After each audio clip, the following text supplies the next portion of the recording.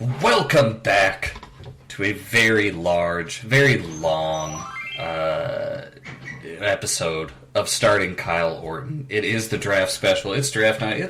It is 7 o'clock exactly right now. We're about to start drafting players.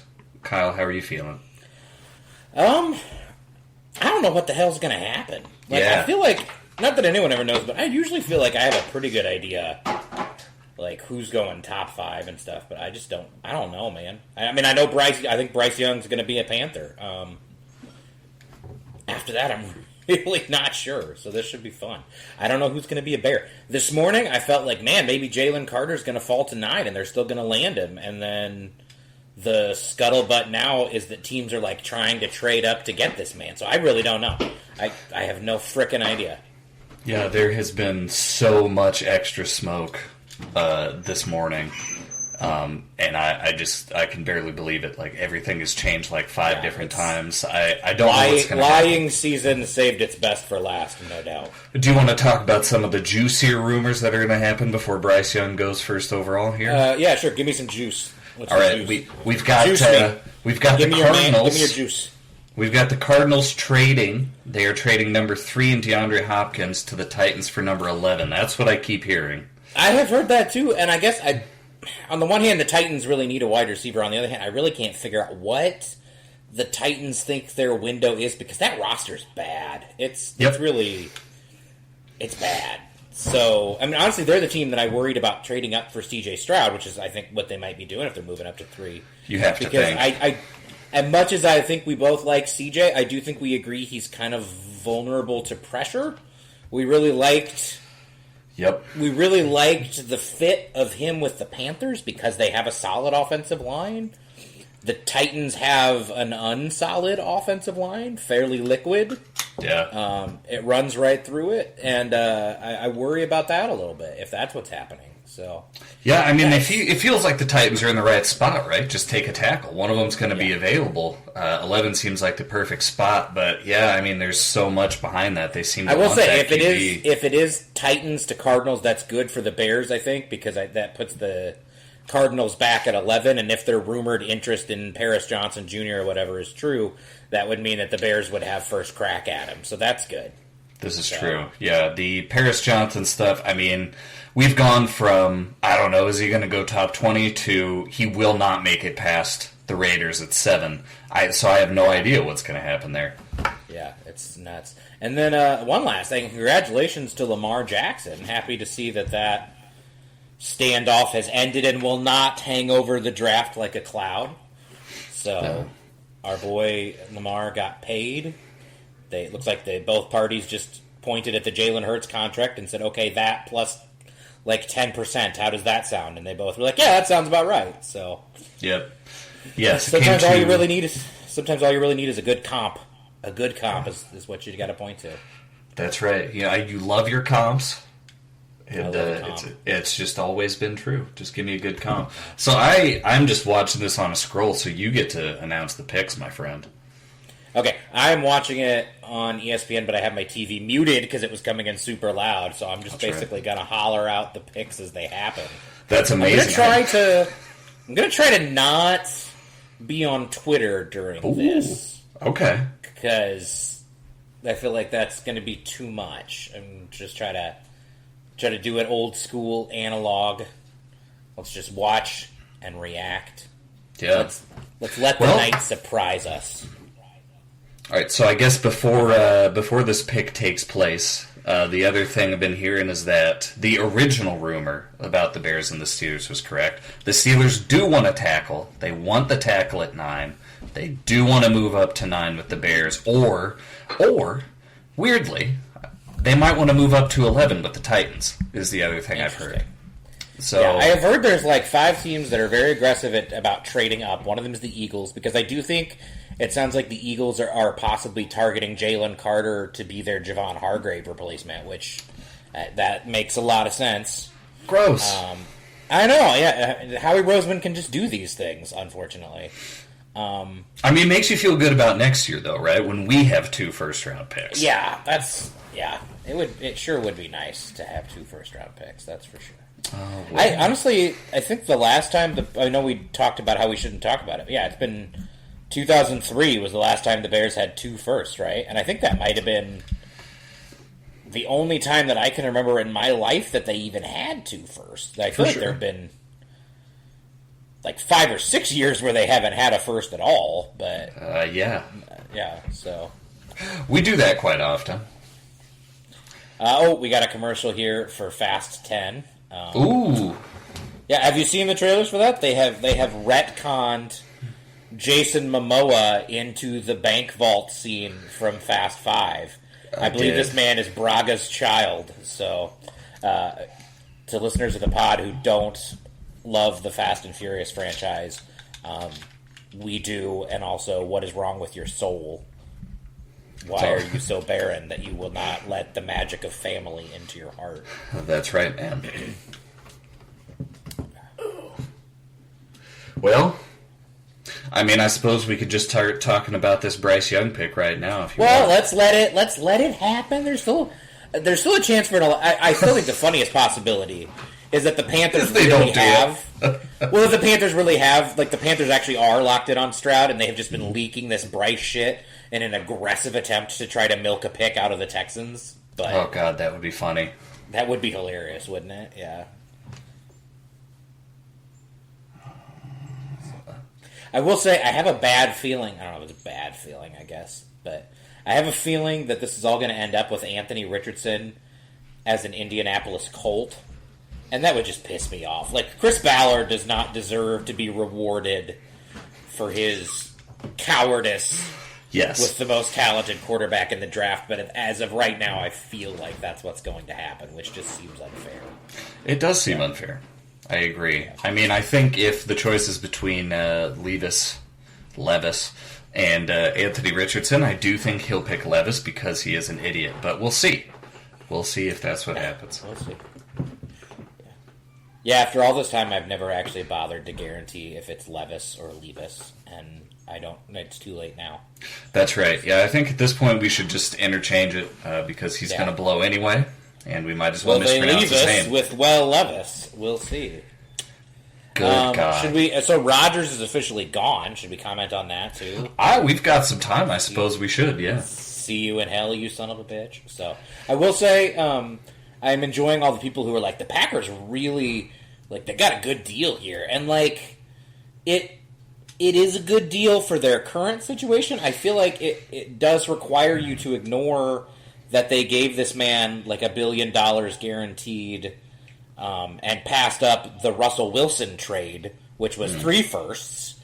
Plus, I think they have Denver's. I think the Seahawks have Denver's second this year too. All so that they could miss the playoffs by losing at home to the Lions. So, did they salvage the best deal they could in this particular moment in history? Maybe, but was it the best deal they could have gotten for Aaron Rodgers without losing anything other than, losing at home to the Detroit Lions to miss the playoffs? No, it wasn't. So, yes, to say that they got a good deal is to ignore so much history as to really just confuse the hell out of me. Like, they got a terrible deal for Aaron Rodgers, but I guess because he's a psychopath who puts himself in a blackout chamber. After depriving themselves of as much leverage as they possibly could in this situation, they then got the best possible deal for people with basically no leverage. But still, yeah. Correct, yep. Roger Goodell's on the stage. I can't hear if they're booing him because I muted the TV, but in my soul, they're booing him. We're all booing him. It's like a tradition. You have to boo. It's like yelling, "You suck" at Kurt Angle. We don't mean it, but we have to do it. I'm sorry. No, we mean it. In this case, we do mean it. Yeah, we mean it. In this case, we mean it. I don't know that there's a single commissioner of a major sport in America that doesn't deserve to be booed every time they go into public. So. People like Adam Silver a lot. People do. I don't think anybody has ever shit on Adam Silver. Really? Yes. Yeah, but I mean, the guy before him was David Stern, and that guy deserved to be booed. Oh, is he? He's just making an announcement of some kind. There are 2 celebrities on stage. I don't recognize either of them. Well, I think I might recognize the lady from Saturday Night Live. Okay.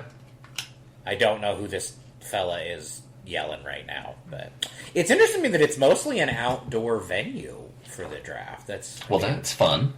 That was ballsy of them. I mean, what if it was rainy? It does rain in Kansas City sometimes. It sure does. I've heard it rains all the time. Nope, and there's Mahomes with the Super Bowl trophy. Yeah, playing to the crowd. I get it.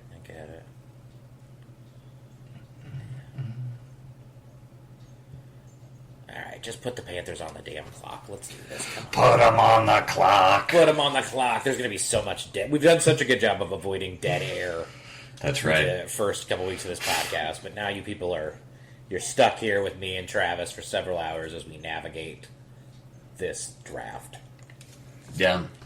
Yeah, so what's the best case scenario here for you? I mean, best case for me, of course, is to make the pick at 9. It's Darnell Wright, and then, we don't have to be on here for the whole 3.5 hours.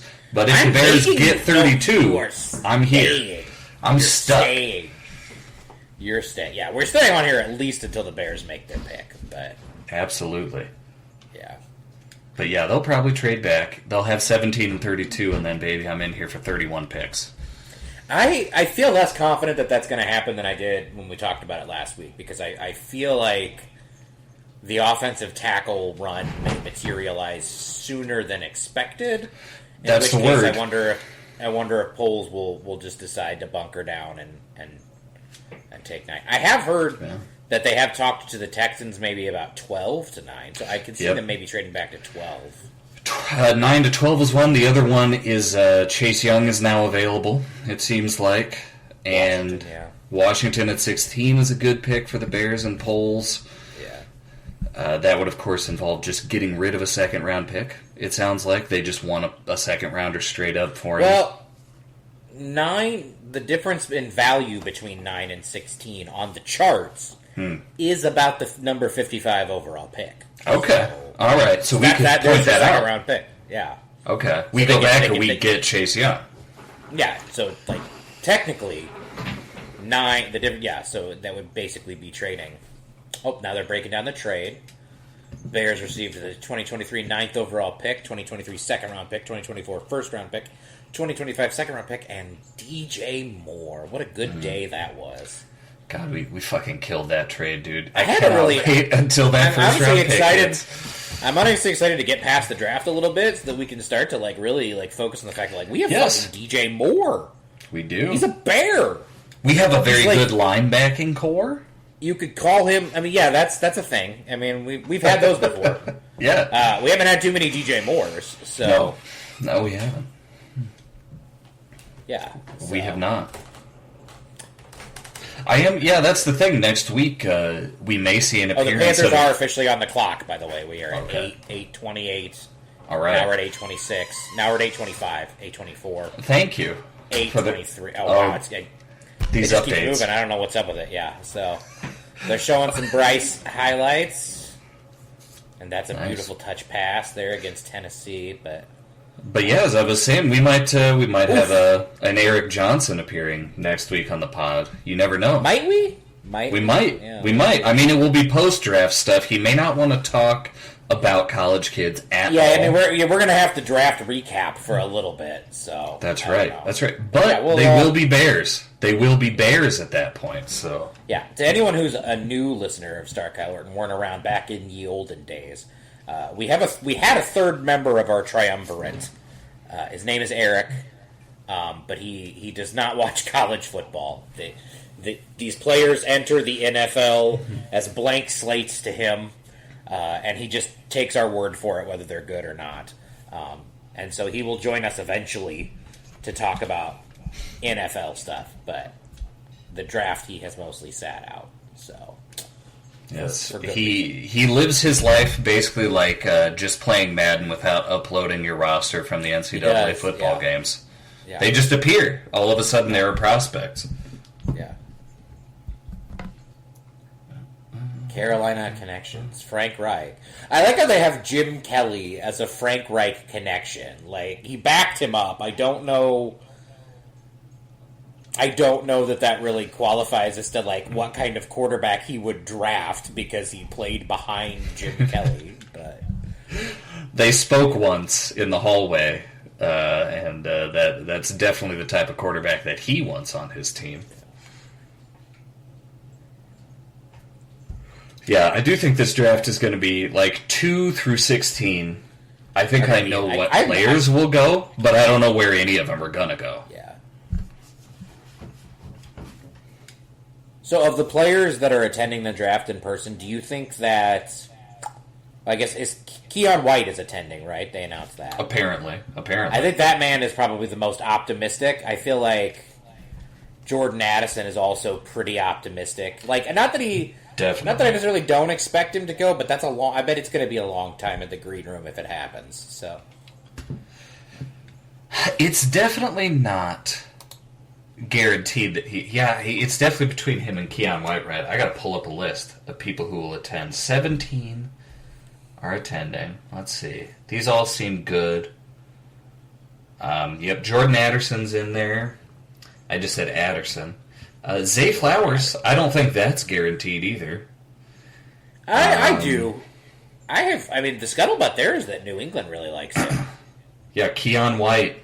So it's got to be, it's either Keon White, Addison, or it's Zay Flowers, who's going to be the guy that will not get picked here. See, I would say Zay Flowers. I would be surprised if Zay Flowers...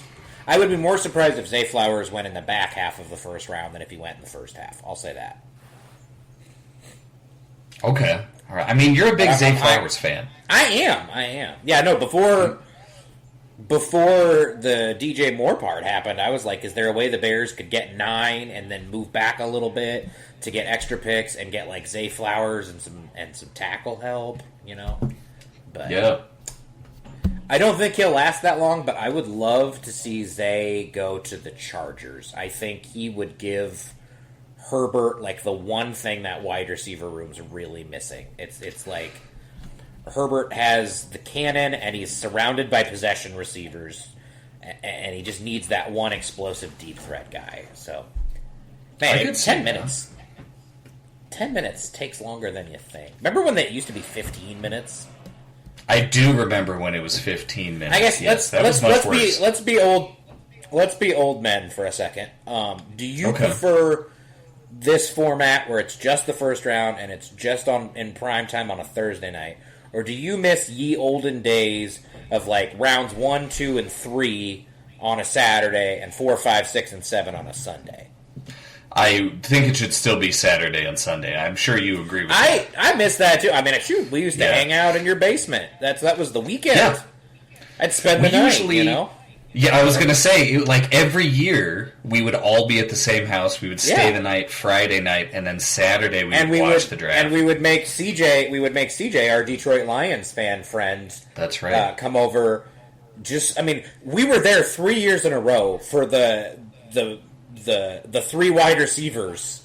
Yes. Who were it was Charles Rogers, Roy Williams, and who was the other one? Mike Williams. The other Mike Williams. Yes. Yeah, the other Mike Williams. We were there for all 3 of those picks. The year they took Mike Williams, the pure nihilism in that man's face, just the resignation was it's one of my favorite draft memories. So the Charles Rogers one, I know he liked that because he's a Michigan State fan. That's and he true. Was like, he was very optimistic. Yeah. Mm-hmm. Yeah, but by the time Mike Williams came around, I think that was it. I think he had lost all hope. Yeah, I miss the weekend event of the draft. I was a bigger fan of that. Yeah. I do hope somebody trades up to 3 to get Jalen Carter. I'm going to be honest, because if he makes it to the Lions, I will be sick. That is the fear, yeah. There are so many scenarios where Will Anderson or Jalen Carter ends up a Detroit Lion, and I'm just not a fan of that. I'm not a fan. Oh, the pick is in. The pick is in. All right. The pick is in. And they have shown nothing but Bryce Young this entire time. So, again, I would maintain it would be the funniest thing ever. Bro, what if it's Jalen Carter? Jalen Carter's the number 1 pick. Jalen Carter, they're doubling down on... Actually, I don't even know who they have on the roster anymore, because Darnold is in they signed Andy Dalton. They believe in Andy Dalton, and they want Jalen Carter to solidify their line on defense. Hey, there are rumors the Panthers want to trade back into the first round again. With what? I don't know. They have left to trade. They got pick 30. That's an excellent question. They'd have to trade Burns, targeting, right? Yeah, I mean, or next year's second. I guess they still have. But, okay, here it is. All right. And it's Bryce Young. Free NFL draft. The Panthers select Bryce Young, quarterback, Alabama. There he is. All right. We can finally talk about it. Nick Saban just looks so ready to leave already. He's like, okay, that was it. My guy went number 1.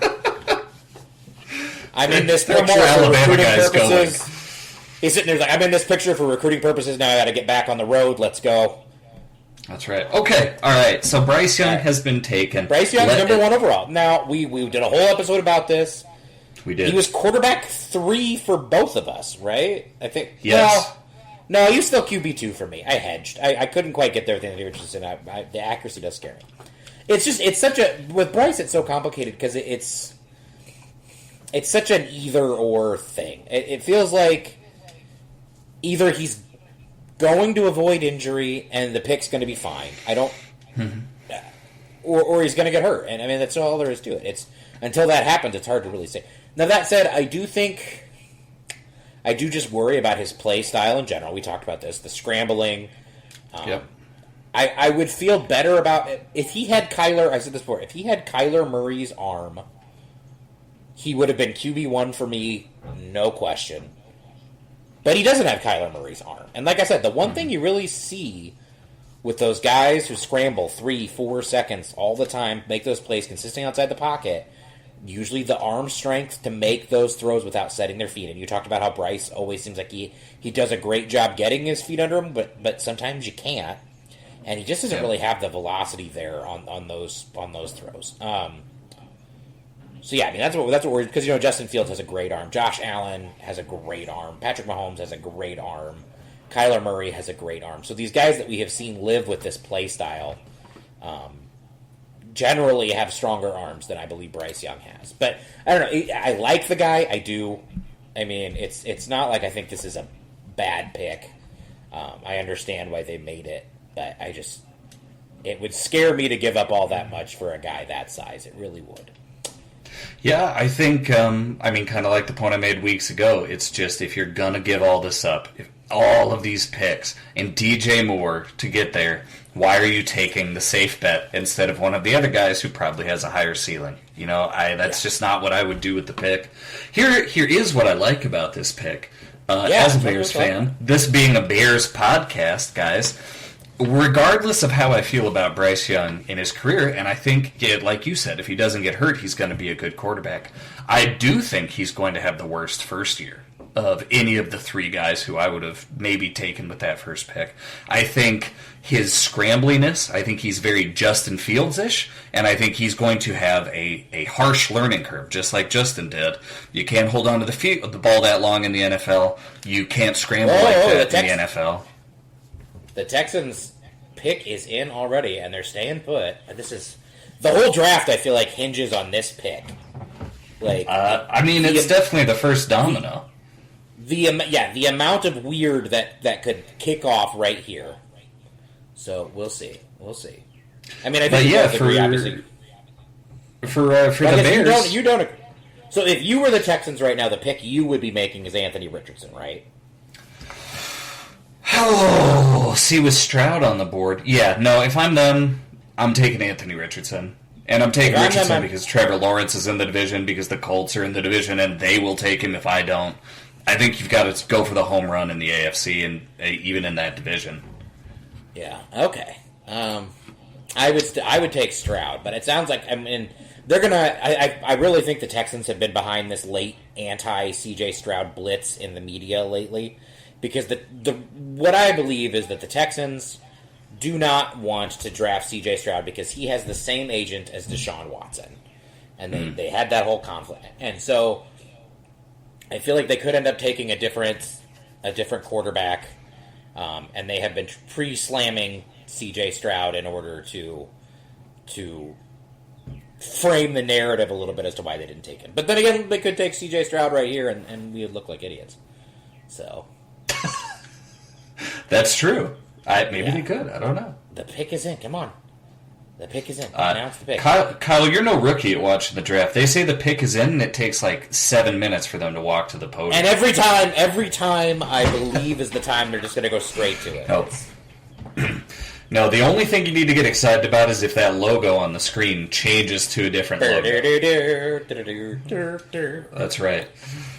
Yeah, so from a purely Bears perspective, I love that Bryce Young pick because he's going to have a bad first year, but he could have a good second or third year. And he's going to set that Bears up with that good first round pick next year is what you think. Okay. That's right. And before you think I'm flaming Bryce Young here, Trevor Lawrence did the same thing, and I like Trevor Lawrence. All right. The Cardinals are still on the clock at 3. It says. We'll see if there's 7 minutes left though. We'll see if there's a trade. Is there tomfoolery? I don't know. I mean, I'm a little surprised to see them still on the clock even at this juncture. Intriguing. All right. Come on. Who the Texans take, though? This is the major domino. I mean, the funniest possible thing is Levis, right? It's like that would be hilarious. Yes, absolutely. Okay. Are we doing it? Okay, we're at the podium.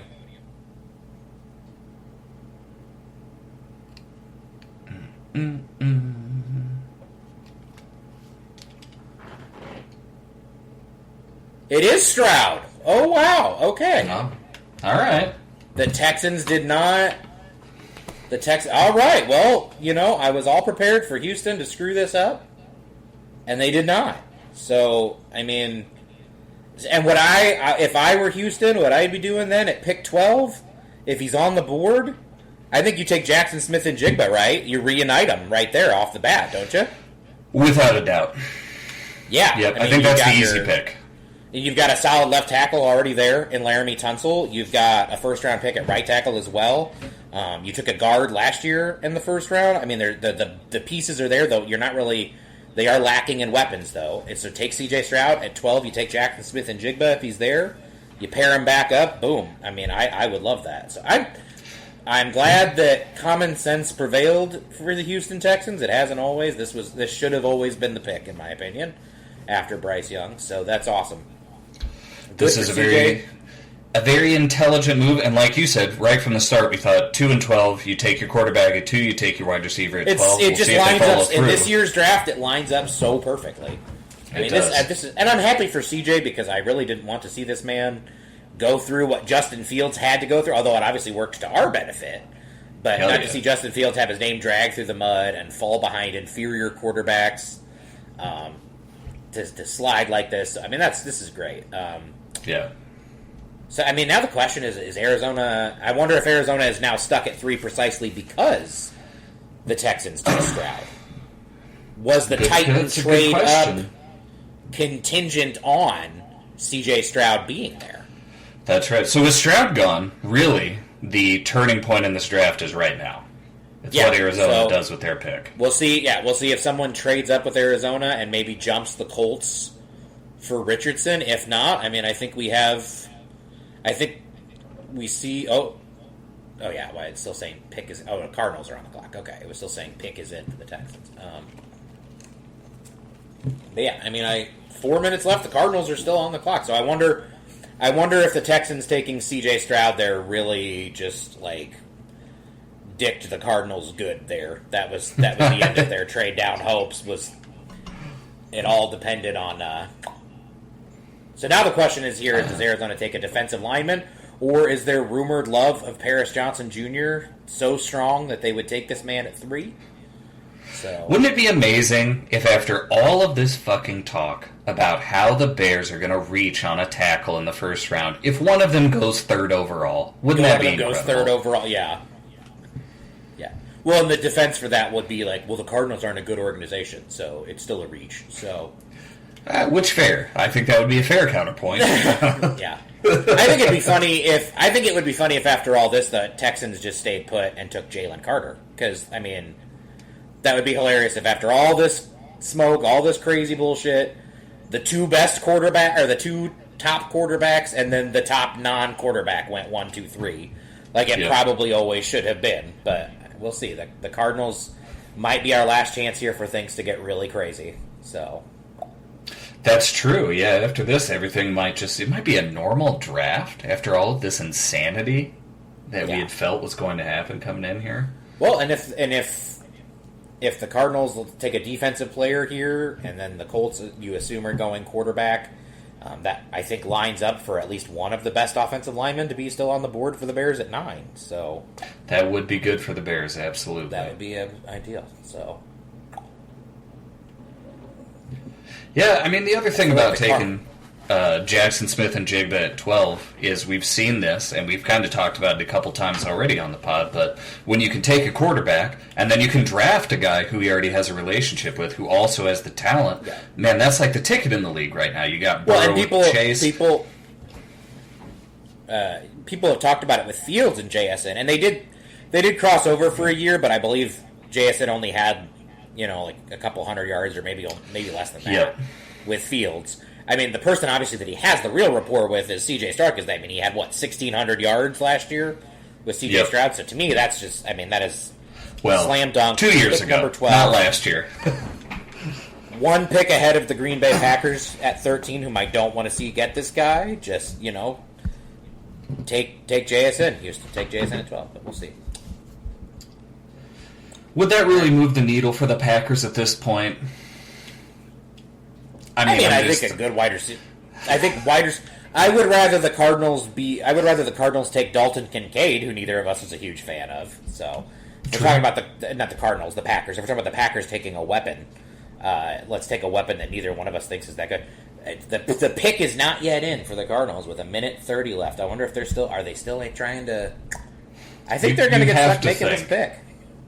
Yeah. You got to think they're trying to get somebody to pull the trigger here. Yeah. They've got a lost season coming up. They're not going to be anything special. Like, you just might as well trade down.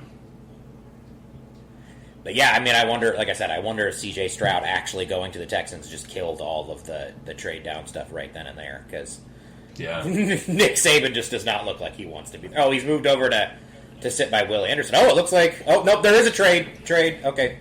Who do we got? Okay. Who do we got? They pulled it off, huh? To the Texans! Oh my God, did the Texans move up from 12 to 3? Are they going to take Will Anderson after all? Yeah, they're going to get Will too. I did. That was unexpected. That I did not see coming. All right. Wow. Okay, so this could turn out to be a masterclass draft for the Texans. And I mean they have they have the Browns first round pick next year to play with. So they have ammunition still. Man, I have to wonder. Was this a panic trade was this the ultimate backup plan for the Cardinals, or did the Texans know and were they like, if we take C.J. Stroud, we could trade right back in with the Cardinals because they will no longer be able to trade with the Raiders? I think that was... I have to think the Texans played this really well. So now they're going to take C.J. Stroud and get the best defensive player on the board? Like that... it's an uncomfortable territory for all of us, but holy crap, Texans. And after we'd spent all this time talking about Jackson Smith and Jigba, but... here we go. If you're going to do better than that, it's this way. You're going to take, Will Anderson. Or they take Anthony Richardson here just to keep the Colts from having him. And they make Richardson and Stroud battle it out to the death. Oh, my God. Hey, why not? All right, let's hear. All right. I think it's got to be Will Anderson, though. They showed Saban. They showed Saban sitting next to Will Anderson. Well, and I have heard they had been considering Tyree, but I have heard Tyree Wilson had to have another foot surgery, and teams are kind of concerned about it, which is why I'm honestly scared of the Bears, him falling all the way to 9 and the Bears even considering it. But, yeah. All right, here it is. I assume this has to be Will Anderson, and if so, it's gotta be. All And I wonder what the terms of the trade were. What a maneuver. Yeah, no kidding.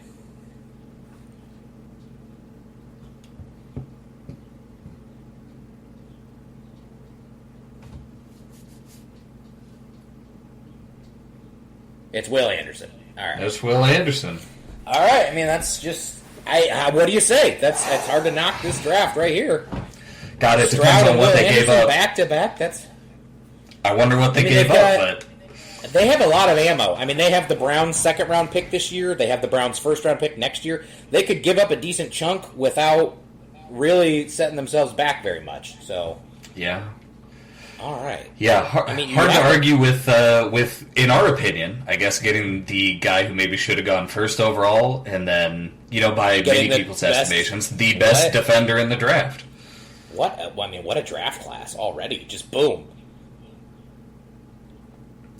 Okay, what I'm seeing... All right, so the Colts... Jesus Christ. Here's what the trade is, allegedly. I don't know if this is true or not. I'm seeing that the Texans got 3 and number 105, 4, number 12 going to the Cardinals, number 33 going to the Cardinals, next year's first going to the Cardinals, and next year's third going to the Cardinals. Okay, now was it next year's Texans first or next year's Browns first? I don't see that. I don't see those are early. I'm not sure if it matters. I think both teams this is it. They have this. They entered this draft with 2 firsts and 2 seconds, so they still have a second-round pick after making this, and they got number 103. So that's or number 10 whatever. That's a 4th-round pick. So they still have a second here. They still got their third. They still got a 4th. Yeah. They gave up one of their 2 firsts next year. I can't argue with this move. I think to get Will Anderson, I think as guaranteed of a sure thing at pass rusher as you can get. I think that's a smart move, man. I would be applauding it if I were a Texans fan. That's exciting to me. I know you had brought this up many times. You had brought it up that the Texans are probably coming in here thinking, next year we just want a full draft, so we have plenty of ammo to still have a full draft next season, regardless of what we do. You know how I feel about Will Anderson. We've gone there. Okay. It would not be the trade I made. The functional strength, yes. Okay. The functional strength. So the Colts are at 4. They're on the board. Do you think this is Richardson or Levis?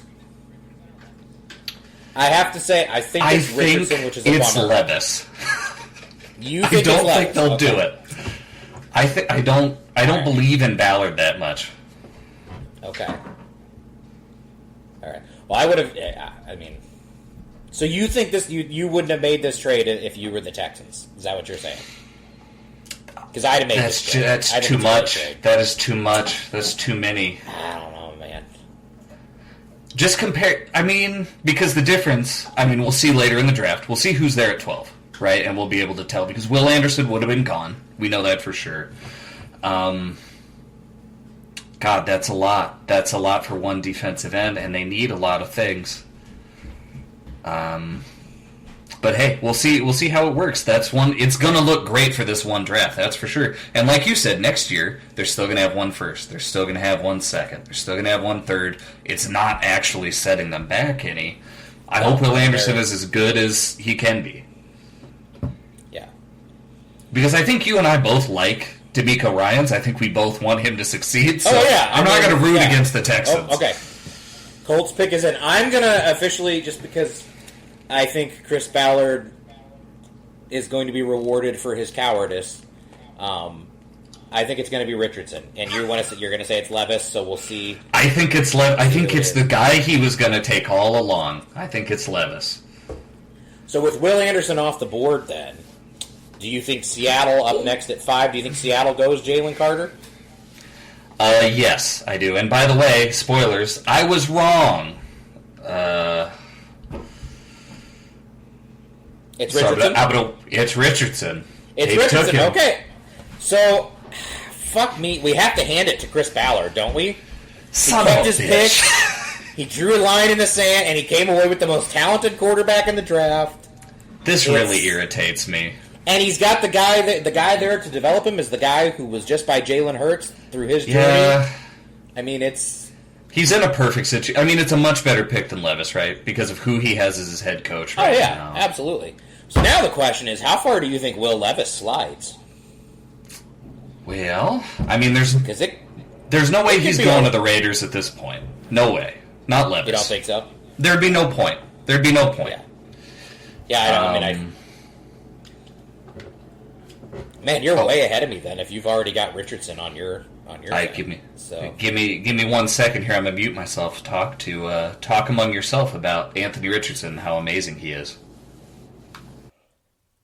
All right. I mean, it's really hard to argue with what the Colts have done here. I mean, we love Anthony Richardson. I think they have a great guy in Steichen to utilize what he does as a runner. I think he's a guy, we saw at Florida, he is used to dealing with a shaky offensive line, which the Colts have. He's used to making something out of nothing. So yeah, I mean, the Colts played this masterfully. They were right not to make that trade with the Bears. So it's really hard to argue with the results here. And I mean, here he is finally up on the podium. Man, who do you have that had Richardson that spoiled that so quickly? You spoiled the fun, Travis.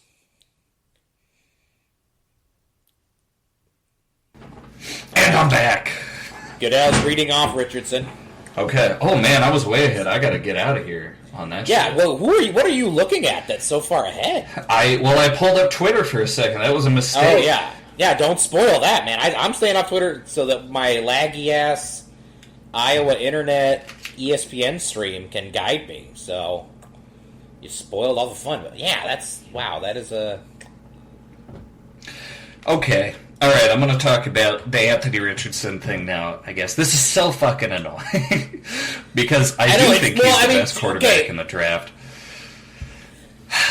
And to be clear, I like the hire the Colts made at head coach, and I like the hire they made at head coach specifically for this quarterback. It's perfect for him. It's just that you're doing the Jesse, he can't keep getting away with this. It's so reaction annoying. To Chris Ballard right now, aren't you? Yeah, this man just... But I mean, it looks genius, doesn't it? Because now he still has Pittman. He's still got pick 35. The man is... Yep. He played it perfectly. He's a real son. He's a son of a bitch, and I don't like him. So Seahawks at 5. You got to think this is Jalen Carter or Tyree Wilson, wouldn't you think? This is the biggest butthole clencher of the night for me, as we've already said, because if this isn't Jalen Carter, I know that Dan Campbell will take him, and we are going to suffer for years. Yeah. Yeah, Jalen Carter next to Aiden Hutchinson is just not a thing I want to see. No, go to Seattle, Jalen. Like, all right, I cannot stress this enough. You are not welcome in Detroit, all right? I will go there myself and try to stop you from playing for the Lions. Now, what I did hear is that the Lions really like Witherspoon, but I can't imagine. I can't imagine them going to that well if Carter's on the board. Like, if Carter's there, you gotta do it, don't you? I mean, both picks are a nightmare. I can't believe the Lions are having this pick right now. But yes, I would much rather it were Witherspoon than it were Jalen Carter. So I would rather see we got lucky that the Lions even ended up at number 6. The Rams needed to pull a couple out of their asses there at the end of the year just to get us this. They could have been sitting where Arizona was sitting. Yep. Very easy. They could have just gotten that deal from the Texans. They could have. They could have. Yeah. We could be much worse off, so that's true. But yeah, I don't need Hutchinson and Carter just sitting there together for the next decade making our lives. Well, you know what? They just showed this on the screen, and I had made this exact comp before, but Anthony Richardson with Donovan McNabb at what he looked like at Syracuse. McNabb was the same way. The offense that he was in was like barely what you would even consider like a real offense. It was, and very much just like Donovan do this, Donovan do that, Donovan pull a rabbit out of your hat. And yeah, I think very similarly too. Yeah, that's. Well, I think he's Donovan McNabb, but I think. Sort of like you would compare Jalen Hurts to Justin Fields, saying that Fields is like Hurts, except, he's better at everything just by a little bit if he can get to that peak of his talent. I think Richardson has a lot more talent than McNabb. No! I do. Donovan what was, McNabb. You come. How fast into was my Donovan house, McNabb? You fast enough, goddamn you. Well, no, I'm talking about digitally, and you slander Donovan McNabb. I'm talking about one of my favorite players of all time. I'm not talking about his career. I'm talking about speed, strength. I'm talking about the ability to break tackles. McNabb was strong. He ate his chunky soup, and he was strong. Was he as strong as Anthony Richardson? Was he to that level of strength, Kyle? I'm not shaming Donovan McNabb. I'm saying that Anthony Richardson is a rare talent. He's got everything you want. So was Donovan McNabb. If Anthony Richardson had Donovan McNabb's career, the Colts would be thrilled. Kyle, what if the Bears drafted Donovan McNabb instead of Cade McNown? How would that have gone? That would have been nice, but it never would have happened because Donovan went number 2 in that draft. Which the Bears traded back though and passed up Culpepper, which still bothers me too. But I don't see. We're gonna bring this up many. I can't believe you still think that Culpepper, like there was some level of fraudulence to that guy. You've got to admit that. He had 2 Hall of Fame wide receivers. There was some level of this man tore every ligament in his leg and then rushed back in like 4.5 months. That's why he disappeared, sir. All right. God. Okay. Man, I'm getting you real riled up now. Honestly, I love Dante Culpepper, and Dante Culpepper is a lot of who Justin Fields reminds me of. We just have to hope Justin, doesn't shred every ligament in his knee at some point. So. Well, that's for sure. The Seahawks are taking an awfully long time to get this pick in. Are they trying to trade back? Dude, I gotta tell you, I can't believe the Colts actually made the correct choice on this one. After all this, I mean, yeah, we are... I'm very annoyed by this. So, okay, we were talking about Levis. How far could he fall? It's the Commanders, right? Oh, I said their name for the first time. It's the Commanders at 16. That's like probably the next team that would take it, all right? the way to 16? Yeah, I mean... Who else is going to... Who else is taking? The Titans at 11, maybe? Oh, God. Maybe? And then they're just guaranteed to be the worst team in the league at that point? Yeah. I mean, we'll see. All right. I mean, is Seattle trading this pick? Because I feel like if they haven't put the card in with a minute left, they must be taking calls about that pick. I'm now only looking at ESPN. It says the pick is in, so I think they picked. Okay. I'm looking at ESPN. I must be a couple seconds behind you. So I'm looking at the internet site, so I don't know if that makes a difference. I'm looking at I am streaming it on the Chrome. Okay, now I've got the pick is in. Okay. I'm streaming it on the old Chromecast, so. Wow, okay, so according to ESPN, the best available player right now is Bijan Robinson, and the second best available player is Tyree Wilson, and I think they're insane. So that means the Seahawks just took Jalen Carter? No, they have Jalen Carter at 3. Oh, I wonder who they're going by best available, because that's certainly not Mel Kiper that they're using then, because it's been saying all day Mel Kiper has Jalen Carter number 1 on his board before any of the quarterbacks were gone. Yeah, as he should, because that's correct. Yeah. That's accurate. If we just go by talent, it's Jalen Carter. Yeah. Well, and I think if you're just going by talent, I think it's fair to say Bijan is one of the 10 best players in this draft. But I mean, we positional value is what it is. So.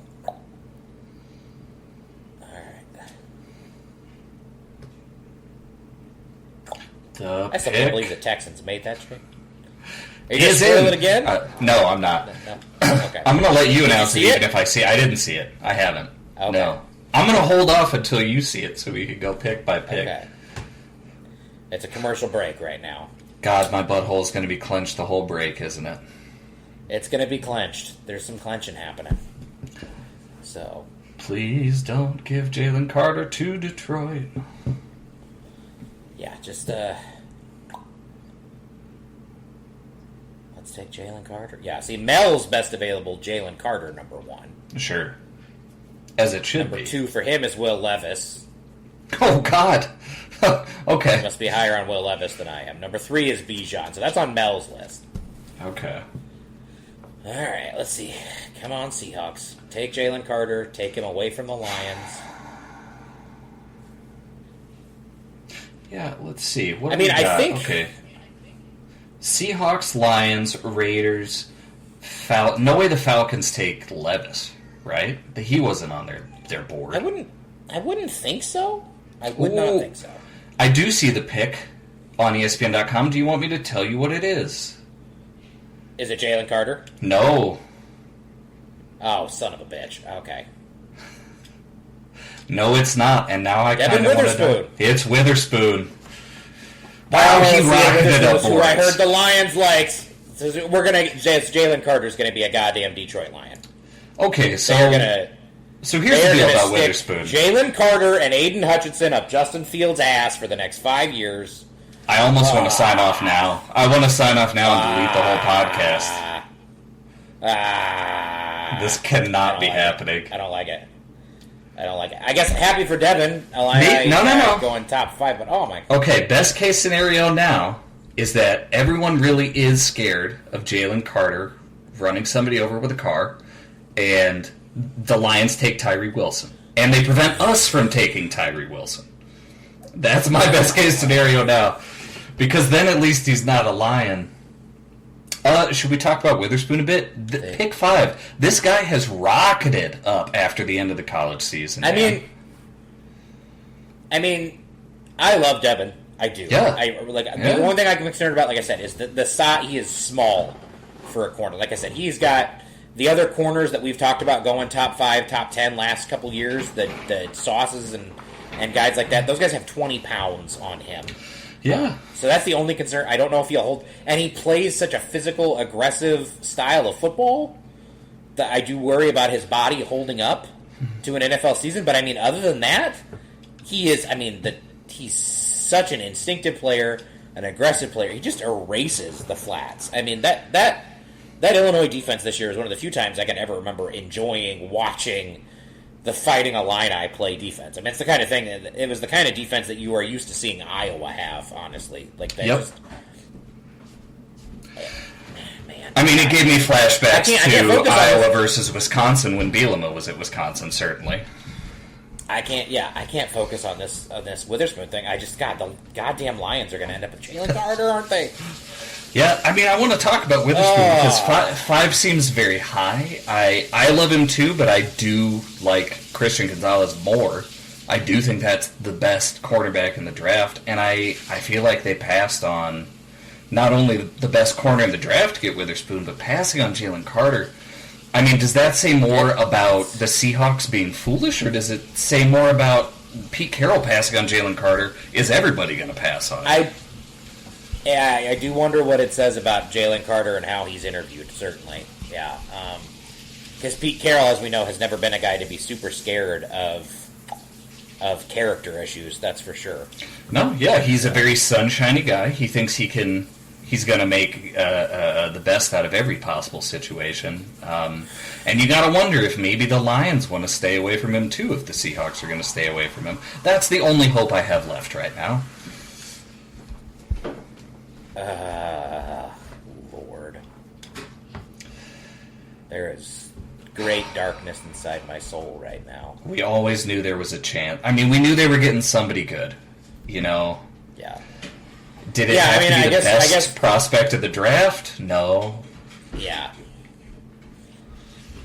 Well, I mean, I always figured the possibility was that whoever ended up at 3, or if the Cardinals stayed at 3, they were going to take Jalen Carter, and the Lions were going to get Will Anderson, which didn't make my butthole feel any better. But sure, it's not good. It's not. Like I said, our saving grace right now. The only thing I can think of is they go Tyree Wilson at this point, and they have fallen. Maybe they've fallen in love with him and how big and majestic he is. Because I'm not saying Tyree Wilson is guaranteed to be bad, but he probably has the highest bust potential of somebody in these top 10 picks. So if I'm hoping for somebody to bust at this point, it's kind of holy moly! We have a lot of trades in this draft. The Cardinals have traded back in to pick 6. The Cardinals have traded back up? The Cardinals are back in. So do you think the Cardinals take Jalen Carter here? Or, oh my God, is this for PJJ? Ooh. Did they love PJJ? Okay, what? God, I don't know. I honestly don't have a pick because I'm not looking at Twitter. I don't know. Right? So the Lions now are bumped back. So the Lions now are bumped back to 12. So the Lions are 12 and 18. Okay. I don't know. Maybe they traded 18. No, never mind. What am I saying? But yeah, I don't. God, I don't know. You'd have to think Jalen Carter, right? I mean, it would make sense for the Cardinals to take Jalen Carter. Yeah, absolutely. On the other hand, this is the pick right before the Raiders, and what we had heard is Paris isn't making it past the Raiders. Okay. So maybe it is. Maybe it is for Paris, and they just knew that Vegas was going to take him. Yeah. However, only 2 picks would remain between us and Jalen Carter at that point. Yeah. No, there's a lot happening here. Okay. Is there a dog just going to town on some water in your room right now? That's what it sounds like. You can hear my dog drinking water. Man, this mic is sensitive. Yeah. It's too sensitive. I'm going to wait until we learn the pick to try to find the compensation out on the internet, but I am very interested in what was traded here. Yes, it was 12. It was 12 for 6.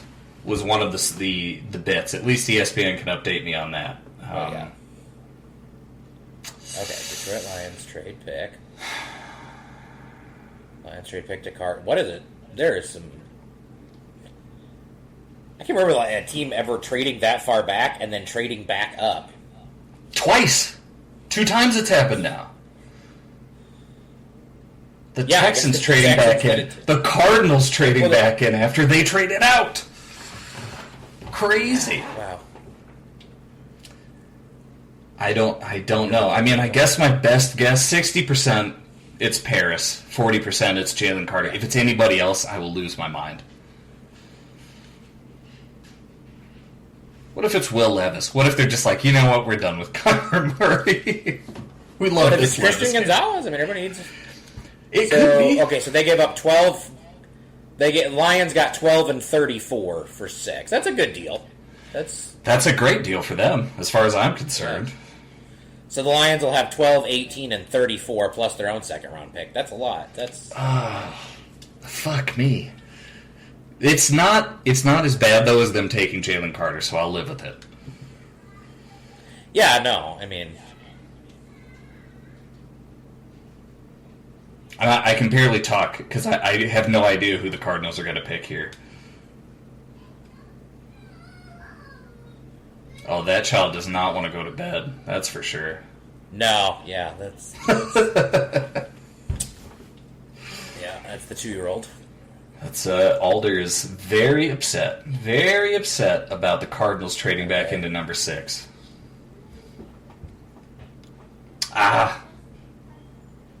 Paris Johnson. It was Paris. Okay, I don't really love the first offensive lineman being off the board already. Okay, so.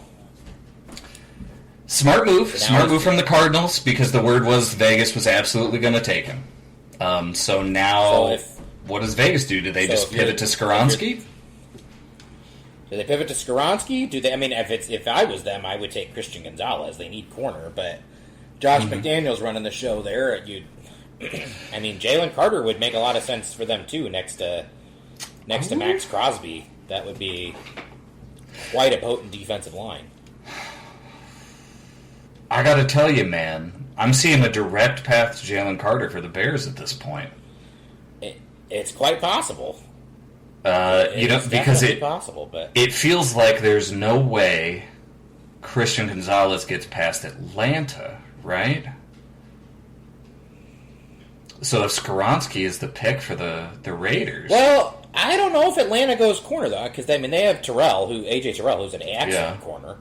And then they also just traded for Jeff Okudah, so I don't know that... Oh, that's right, they did. Need. Although a lot of people have circled them as the Bijan team. You know, obviously Arthur Smith loves to run the football. Cordero Patterson's not getting any younger. Wow, pick number 6 for PJJ. That's a lot. You'd have to think the pick right now for Vegas is between, Skoronski, Carter, and Christian Gonzalez, right? And Christian Gonzalez, yeah. It's going to be one of those 3. So we get to the Falcons. Are we looking at Tyree? Are we looking at Jackson Smith and Jigba? I do wonder if Carter gets past the Raiders. Do we see the Eagles or someone jump up and trade with Atlanta, though, to get ahead of the Bears to take Carter? Because that was the rumor. That's true. That someone will try to jump. Well, someone will try to jump the Bears for Jalen Carter. Because everybody seems to know what the Bears' plan is. They know that if Carter's there, they're going to pick him, and if he's not, the Bears are going to try to trade. You would think somebody just like Arizona did right now, just get right in front of the team you know is going to take the guy you want and grab him. Maybe the Eagles hop in and take Jalen. That would be sad. That would be upsetting.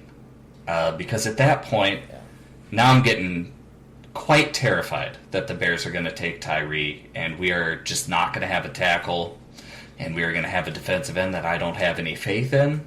So I would like that not to happen. A defensive end that also has some injury concerns. So that really is.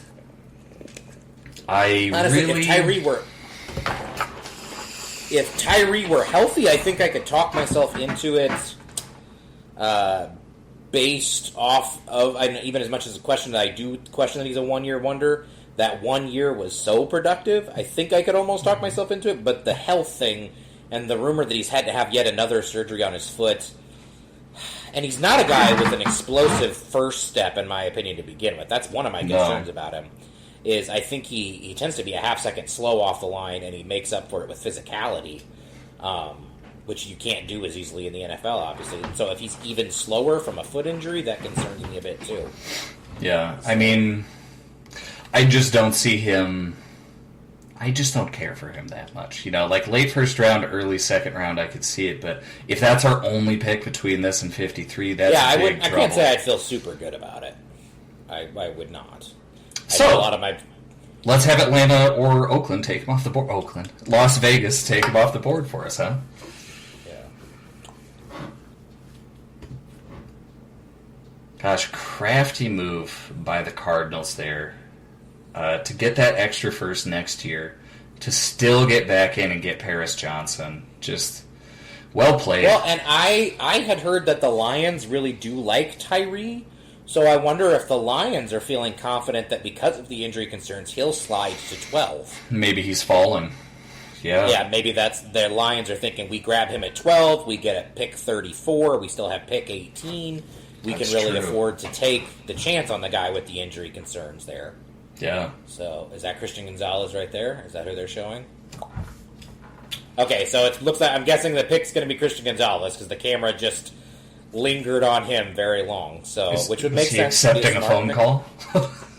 Yeah. I don't see that the pick is in at all. No, it's not in yet. He's not accepting a phone call, but the camera lingered on him a surprisingly long... Not surprising. Well, let's just be honest. That makes perfect sense. Their top need is probably corner. Oh, yeah.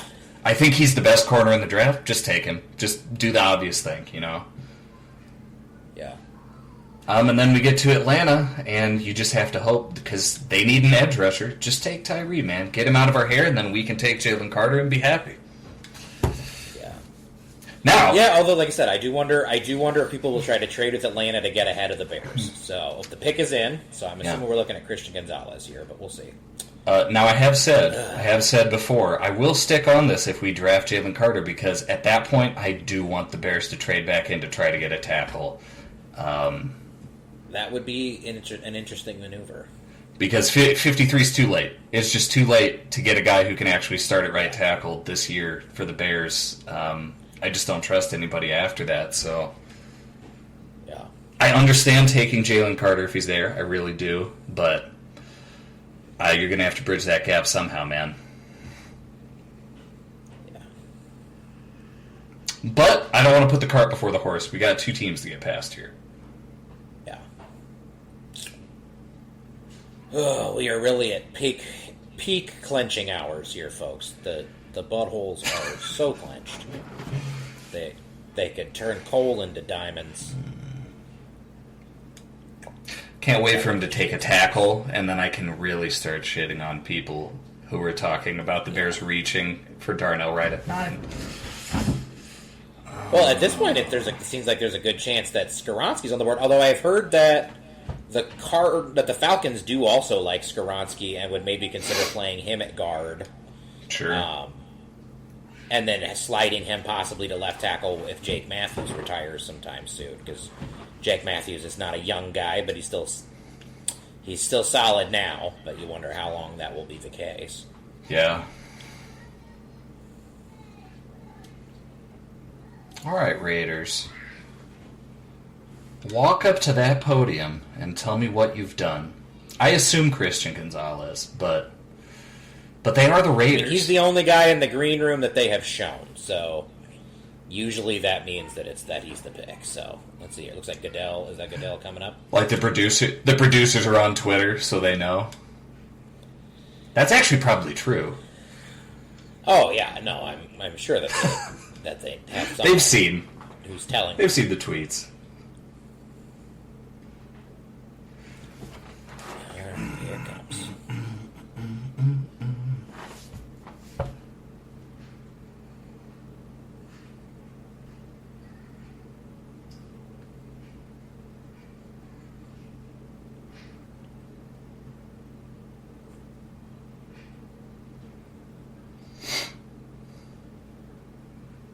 Yeah, I'm still not seeing anything. Tyree Wilson to the Raiders. Okay, so that domino has fallen. All yes! right. I breathe easy now. Yeah. All right. I breathe Tyree Wilson easy. off the board. Oh, yeah, okay. Now I really don't have to hedge my disgust for that pick. Yeah. that is the worst thing the Raiders could have done. I will say Tyree has an incredible fit. The kid is winning me over just with the chains, the bare chest under the suit jacket, the big ass sunglasses. I mean, that is a look, that is a vibe. I do like that. But yeah, I mean, that's the thing about Tyree Wilson. He cuts a figure, man. He looks the part. He really does. I mean, and again, all right. I said this before when there was the slight possibility that he would be the Bears pick. We said,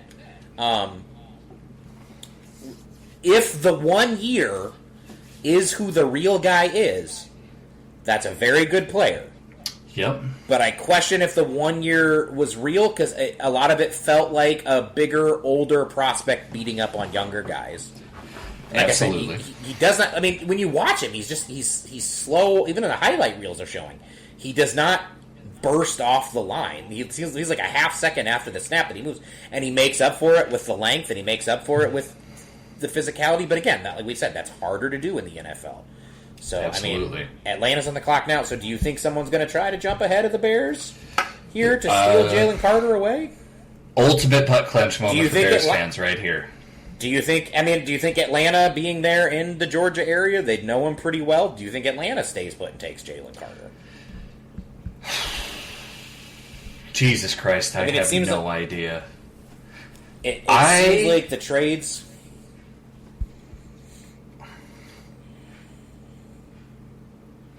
I don't know. They could take Jalen Carter. I think they could take Jackson Smith and Jigba. I think they could take Christian Gonzalez. I think they could take Will Levis. Maybe they like him. I don't know much about what Atlanta's plans have been up to this point. Yeah. I'd be a little surprised if they take Levis. What I have heard is they really do. They want to give Ritter this year, it sounds like. I mean, I think that makes sense because I would put those two guys on the same level, although that level is much lower than people think. I mean, if Ritter had Will Levis's arm strength, I think I'd be very high on the kid. I love Ritter. We talked about this last year. Ritter's a kid I like just about everything about. Nope, the Falcons are making the pick, so we'll see who they take. Okay. All right, good. Well, I mean, good. This gives the Bears as many options as possible. Oh, they're showing Jalen Carter. They are showing Jalen Carter. You think it's going to be Jalen Carter? I mean, I don't know. Whew. If so, I mean, I really like the defense that the Falcons are putting together. That would give them a pretty solid front. And like I said, they've got A.J. Terrell. That's a good corner. Bro, they added what? I didn't put a name in there, but like, what if it's Bijan? What if they take? I mean, Bijan? Some people were mocking that. It was a possibility. It's just so not what the Falcons need, but I could see them doing it. I could see them. They were like, so you talk about you like Christian Gonzalez. He's your favorite corner in the draft. How would you feel if he was the Bears pick next? No, yeah. Like, I mean, like if I were looking at the Bears and Christian Gonzalez were on the team, I would probably say he's our best corner pretty quickly. It'd be a nice player, but we don't need a corner right now. We really need a defensive tackle, and we really need a right tackle on offense. So there are guys there who are going to be, Jalen Carter is a better prospect overall. I think Darnell Wright's a better prospect because I appreciate offensive linemen. I will say this: it seems like there's a very good chance. Don't be Jalen. Don't be Jalen. It does seem like there's a very good chance Skoronski's going to be on the board at 9, and I think there are going to be a lot of Bears beat writers disappointed if he's not the pick. They have really tried to will that Northwestern to the Bears connection there. If it's Skoronski, I'm not going to cry if it's Skoronski. We talked about it. We talked about it. But we need offensive linemen. Maybe he does succeed at tackle. I'm not going to bet against him succeeding at tackle. I know he'll be a good guard in the NFL. And, we're going to need a good guard, I think, because I do think Tevin Jenkins has significant concerns. So I won't hate it. I would have much rather the Bears traded back if Skoronski was going to be the pick. But maybe we're running out of trade-back juice at this point. This draft has had a lot of trades. My God. Yeah. Just waiting for that pick. Just don't be Jalen Carter, and I'll be happy, man. Hey, maybe if Jalen's there, the Bears get a haul too. I have no idea what's going to happen. Yeah, I guess that's always possible too. The Bears could be the ones trading back to let someone else get Carter. Because the Eagles are right behind them there at 10, and I mean, they want Jalen Carter. The Eagles. If you get 10 from the Eagles and a second-round pick for your troubles, maybe. I don't know. But yeah. So many options here for the Falcons. I don't even know what I would do as them. I mean, I would probably try to trade down because they have holes all over the roster, but I mean, I would take Jalen Carter if I were them, to be honest with you. I would probably also take Jalen Carter. That's fair. I will say, the more teams that pass on the kid, the more nervous I do get that, like, boy, he must have really bombed these interviews. So, yeah, I mean, he had a very bad pro day too. But on the other hand, I mean, you can excuse it because of what he's been through. I don't think that dude, if I were him and I had been through, what had happened, I'd probably have been eating my feelings in my apartment for a couple of weeks as well. All right, Atlanta, you want to make this pick? I would like to get onto full-on flop sweat with this Bears pick. All right? All right, here it is. Here's Goodell. All right. Yeah.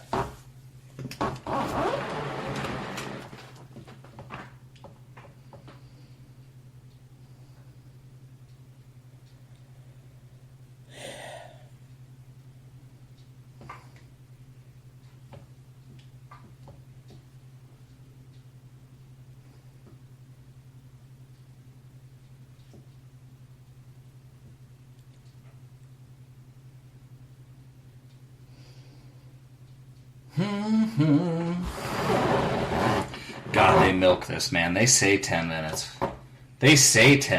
And they walk for 10 minutes. Jesus Christ. I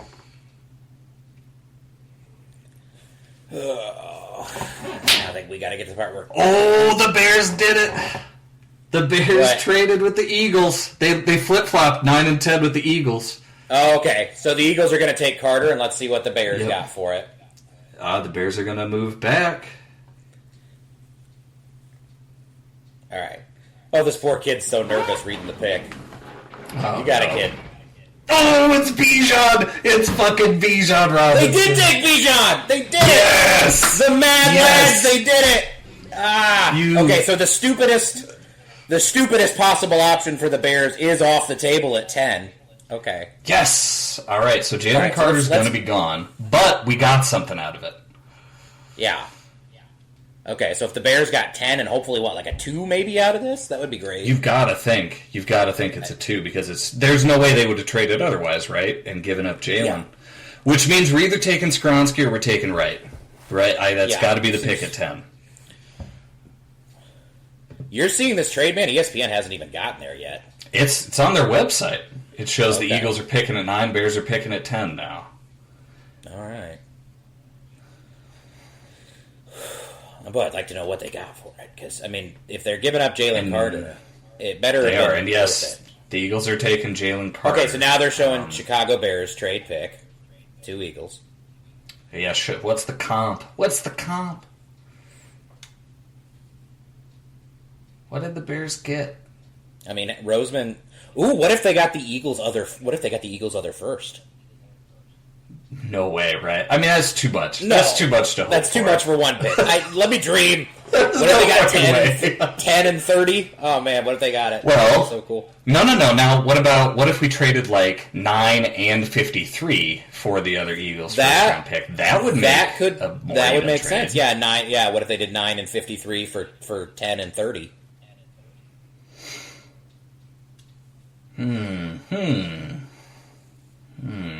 Because, I mean, we know Poles was enamored of Jalen Carter. That was the rumor. So I assume they had to buy his love. Man, yeah, Falcons. I mean, on the one hand, you got to respect Arthur Smith just sticking to his values. That man does not believe the forward pass matters at all. And he's going to... Yeah, man. He is... All right, what about... Okay, so the Eagles are definitely... They're definitely going to take Carter. Yeah, you got to think this was pre-cooked. This was a pre-cooked trade from Poles, right? Which means he never intended to take Carter. He was always going to take a tackle at this point. Then, well, I mean, hold on. Let's wait and see what happens. I am not a fan of counting. You could still take Christian Gonzalez, aren't you? I'm nervous. All right, I've been nervous about them not taking a tackle with this pick all offseason. I'm going to wait till it's in the bank, but we'll see. Okay. But yeah, I cannot find the comp for this. I mean, they're showing Jalen Carter, but I mean, if the Eagles are reuniting Jordan Davis and Jalen Carter, I mean, that's just to replace Javon Hargrave. I mean, that's where the Eagles are who they are, man. That's why they are the best organization in the NFC. Just, I keep hearing myself echo. I think on your laptop. I hope that's not on the recording, and if it is, folks, I'm sorry. So. Bro, it should not. Hold up. You talk for a bit. Fart. Poop. It could be.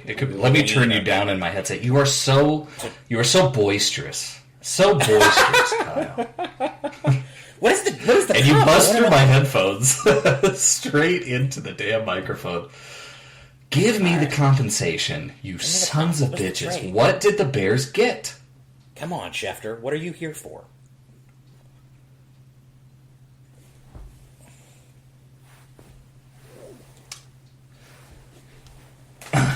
But yeah, this is definitely going to be Jalen Carter. So we gotta this better be a tackle, right? With Skronsky on the board, with Wright on the board, it's got to be a guy who we're slotting in at right tackle, one way or the other.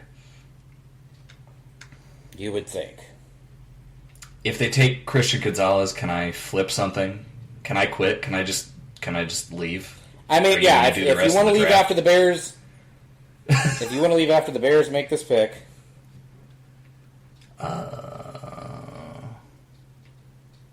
You've got better sources than me, man. Ask your sources. What did they get?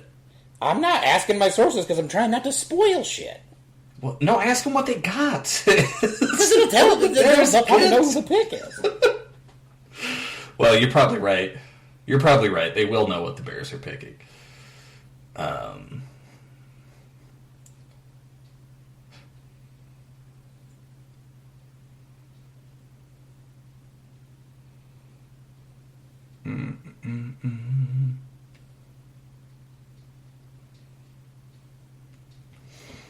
Buddy, I cannot find anything about what the Bears got. Okay, we'll get the details. Usually, when there's a trade like that, they announce it before the team that traded for the pick or that traded That's down true. makes their pick. So I would assume when the Bears are on the clock, they Okay. will tell us what the deal is. You would think Chef pick Dog is would in. be on that. Okay, that's it. A fourth. The Bears got I got a fourth.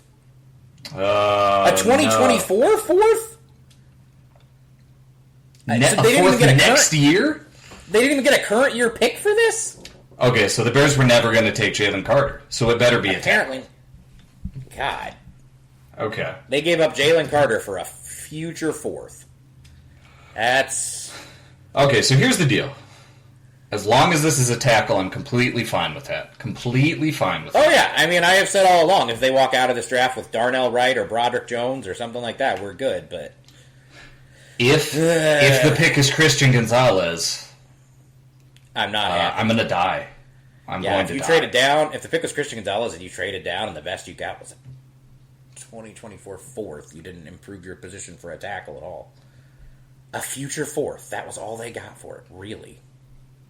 It's rough. That is rough. But yeah, I mean, that's what that suggests. It suggests that all this time, the Bears were never going to take Jalen Carter at 9. Well, Because yeah, and I mean... You don't do that and for a I mean- fourth-round pick.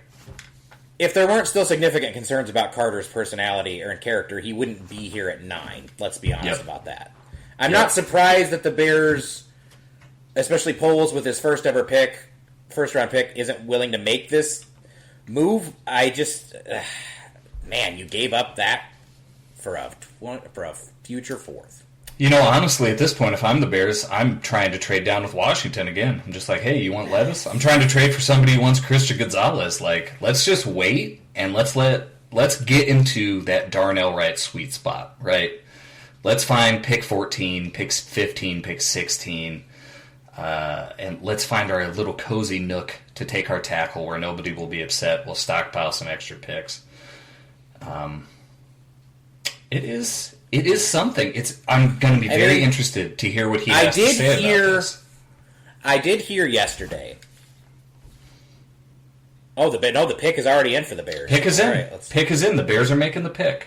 Please be Darnell Wright. Please just be Darnell Wright. Okay. Are you seeing who it is? No, I have not seen it yet. I'm freaking out. I'm not going to give it away. I'm not going to give it away. You were reacting like that was the reaction I almost expected from you from like Christian Gonzalez. No, I'm nervous. I mean, my pick is obviously Darnell Wright. If it's Skoronski, I'm okay. If this is anybody else, well, I'll be honest. If it's Kalijah Cansey or Nolan Smith, I'll be okay. But man, it's hard to believe this isn't for a tackle. God, I would hope so.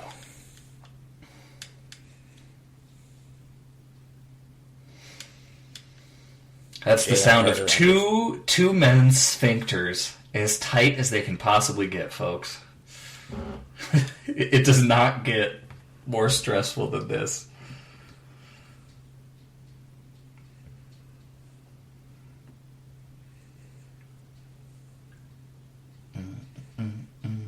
Do you have somebody walking towards the podium at this point? It's Carter, yeah. He's walking towards the boat. He's very emotional, understandably emotional. Man, I can't believe that the best that he could get for that was a 2024 fourth. It is only one spot. It's only the one I know. spot. It's not. It's less about the value of the spot and more about the value of the player, though. I mean, It's for sure. But that tells me, the fact that he's even still here, the fact that he could be had for that price, that tells me that people are still very concerned about Jalen Carter's off the field stuff. And what I heard yesterday was that there was still more that is going to come out there. Okay. I was told that there's still more that's going to come out, and that there are some people at Georgia who maybe are going to get fired because of this. Okay. So that was what I heard yesterday. So, it definitely seems like, to have Seattle pass on them, to have the Lions bail out of pick number 6, to have Tyree Wilson go to the Raiders. A lot of teams went out of their way not to take this guy. So they're definitely concerned. But at the same time, the Eagles are an org that can afford to whiff. And that's how good, that's what happens when you become a good organization with lots of picks. You can take those chances no one else will take. I mean, this is really the best case scenario, right, for the Eagles with all those picks. This is what we want to see next year, is we want to see a guy with the talent of the number one pick in the draft fall to, maybe the Panthers pick that we have next year. And then we just get to scoop him up. Hopefully it's Marvin Harrison Jr., because I would love to have that guy on the team. But yeah, I mean, the rich just get richer, man. Like, this is absolutely insane for the Eagles. And I do hope the Bears have exercised some good sense here and are taking an offensive lineman. Yeah. Man, It's just crazy because it means whoever they're taking, this is who they wanted. Yeah. If they passed up Carter for an offensive lineman, I can be there for that. I will be there for that. But if they passed up Carter for like Christian Gonzalez or a lesser defensive lineman, there will be some throwing up. So, well, I can tell you this: one man who's upset is good old Dave Frank, my dad. He is not pleased with the Bears not taking Jalen Carter. I'm sure he's not. That sounds like the kind of thing that would piss off Dave Frank royally. That's right. So. He's blowing me up right now. Like, what are we doing? And depending on who we pick, man, it's going to be a question that hangs over Poles for the rest of his career, probably. Oh yeah, I mean, this is one thing you can definitely say about Ryan Poles. That man is not afraid to make big moves, to make controversial decisions. That's for sure. He will. Yeah. Man, that's really something, though. Oh. All right, Lord, please just give me Darnell Wright. Just give me Darnell Wright. Everything will be okay, Bears. I won't even mind. Solidify this offensive line for Justin. We do not need the best secondary in football. I promise you. Well, I don't think even the best secondary in football could be the best secondary in football with the defensive line we have. That's accurate. Unless we really like some of these guys at the back of the second round. Yeah, and I really don't know who we would get at tackle. Okay, looks like the second Bears round are coming up. Here we go. All right. Moment of truth. They have not shown anyone in the green room yet. Yes! Fuck yeah! It is Christian Gonzalez. Right. That's right. We did the smart thing, Kyle. All right. They made the right decision. They made the right call. Oh. Thank you, God. Yes. Oh, my God. I can't believe it. At the same time, that's the funniest thing about this, though, is this should be the most believable thing ever. Like... It should. It should be. Like, the freaking, team enters draft with glaring hole at right tackle, takes unquestionably the best right tackle on the board. Should not have been something to overthink, but we spent so long thinking they would overthink it. And I'm all about it, man. I'm all about it. All right, so we can say a couple things about Poles. First of all, we have a very good read on how this guy thinks. We do. I think at this point, I'm going to start to say this. We have all kind of treated Ryan Poles, I think a lot of people treat Ryan Poles like he's hard to read or unpredictable. Because it started last year in the second round of last year's draft when he went defense when everyone was expecting a wide receiver. But if you listened to what Poles said before that draft and how he was going to approach it, it wasn't surprising at all what he did. Yep. And if you listened to what he said he was looking for in the trade for the number one overall pick, he told you exactly what they were going to trade it for. And when he told Doctor before the draft about how they know they still needed to add help on the offensive line. Yep. But it was just we all were so worried that he would stick so adamantly to his board. God, I am so relieved. But yeah, and I mean, you look at Darnell Wright, and we said it all along. We were like, this is a Poles guy. He has the crazy RAS score. He is a behemoth. He has long arms, and if you watch his tape, he's unbeatable. On the right side. He can't be... He stopped Will Anderson, the number 3 pick in this draft, stone cold for an entire game, to the point man. that they simply rotated him off of him. This is a guy who can lock down the right side of our line for the next decade, and we don't have to worry about it. And I could not be happier. I honestly, I haven't even gotten to happy yet. I'm feeling more relief than anything. I was like, oh my god, did they just give up Jalen Carter to take Christian Gonzalez or something? I'd be very nervous. But you know what? I'm here for it, man. That's awesome. So the Titans got their pick in quick. I wonder, do you think, could this be Will Levis? Could this be Jackson Smith and Jigba? Do you even care? Are you checked out? I'd kind of like to see Jackson Smith and Jigba go off the board here to Tennessee. Bro, I need a cigarette. I would like to see him not be on the board when Green Bay is making their pick. But yeah, that's... Okay, here's the deal with me. I don't think there's any point to bringing Levis into this situation, and I don't think there's any point in bringing JSN into this situation. So who's left? It's Gonzalez or it's Skoronski, probably, right? Yeah, I mean, Skoronski would make a lot of sense. I'd just like someone to take JSN off the board. What, before the Lions double up on indomitable slot receivers here with this next pick? Oh, God, Christian Gonzalez is going to go to the Lions anyway, isn't he? They're going to get Christian Gonzalez for nothing. That might have been who they took all the way when they were back at 6. I don't care for that. I don't care for any of these potential Lions picks. Go to hell, Detroit. We got Darnell Wright. Man, alright, oh my god, Kyle. You know how many months we're going to get out of talking about how fucking good this offense is going to be? This Bears offense is going to be very good now.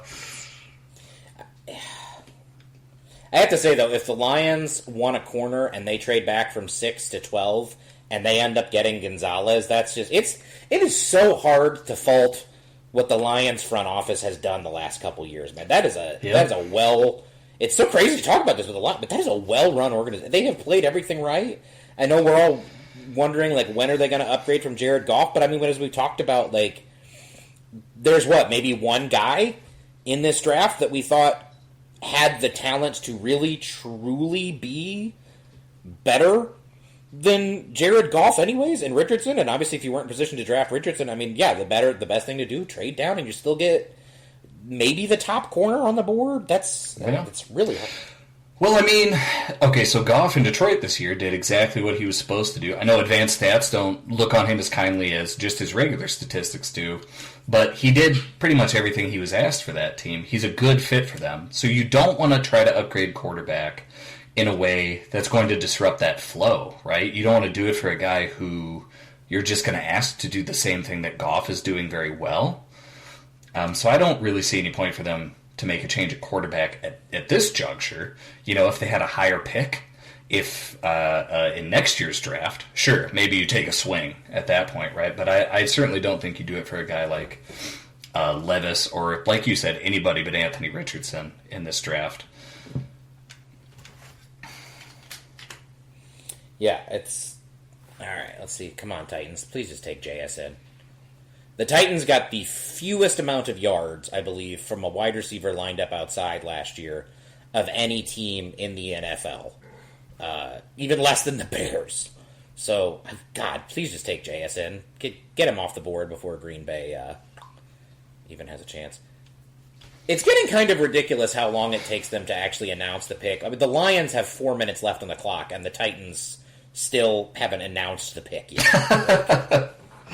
Oh, man. Yeah, should we... I mean, feel free to start spoiling it since the Bears are now allegedly out.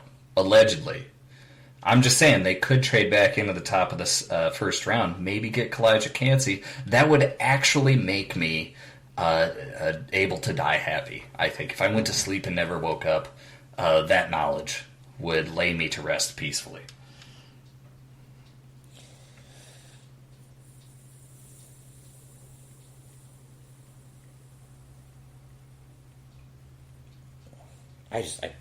At this point, there's like 3 minutes left on the clock for the Lions. The Titans pick has been in for like 6 minutes at this point. Please, please, Titans. Take Jackson Smith and Jigba. God, I can't believe the Bears got Darnell Wright. Holy shit. Got an extra fourth out of it. Go for it, Bears. I still feel like that's a light trade for the right to draft Jalen Carter, but you and I both, it is impossible for me to walk out of this draft mad that they got Darnell Wright. Okay. It is Skoronski to the Titans, which is a great pick for them. I can't fault them. I mean, the guy that, again, that's a team that has needs up and down the offensive line, so that's a guy who, they even listed him as a guard. They listed him as a guard. Oh, no. Guard Northwestern. Oh, wow. I wonder how he feels about that. I wonder if the Titans have told him. Although on the board at the draft itself, he's showing as a tackle, but on ESPN they have a G next to the Northwestern. So, do you want to start looking up spoilers? Because I just saw a spoiler for this Lions pick, and it is not who you think it is. Oh my God! They're taking Gibbs. They're taking Jahmyr Gibbs. They're taking Jahmyr Gibbs. Never mind. I can't believe I just talked about how smart the Lions front office has been. They just threw it away. They just threw it all away. Never mind, folks. God. They're still the Lions. Nothing to see here. Still the Lions. I don't even have anything to say about that pick. I don't care about Jahmyr Gibbs at all. I feel like a lot of people's second running back in this draft that I had been seeing leading up to it was Charbonnet. Yeah, I mean, I like Gibbs, but at 12? Oh, hey, do you remember my mock draft? Do you remember what I had happening? I had Christian Gonzalez falling all the way to 16. And he is about to do it, I think. Does this lead to the Green Bay Packers taking JSN? Because I still don't like that. I don't want that. No, maybe they'll take Dalton Kincaid and we'll be fine. The Packers are so hard to judge at this point because that team was really just Aaron Rodgers. And they have so little left. They could really take anything. I don't really see the point in drafting a wide receiver unless they really think Bryce Young needs some help. I don't know how much help you could give that dude. But it would also be like kind of a shot at Aaron Rodgers to draft a wide receiver in the first, right? The year as you traded him a week ago, now you get the wide receiver in the first. I can't believe I've spent most of these last few weeks pissing in terror at the thought of either Will Anderson or Jalen Carter next to Aiden Hutchinson. And instead, it's Jahmyr Gibbs. Yeah. Dude, so far this draft has been almost perfect. Almost perfect for the Bears. Bryce Young going to the Panthers. The Lions somehow fall their way into the second best running back in the draft. Maybe the Packers are about to take Dalton Kincaid. I'm about to go to sleep a very happy man. Well, not about to. In 2 hours, I'm going to go to sleep a happy man. Yeah, this is. Oh my God! I can't believe they took Jahmyr Gibbs.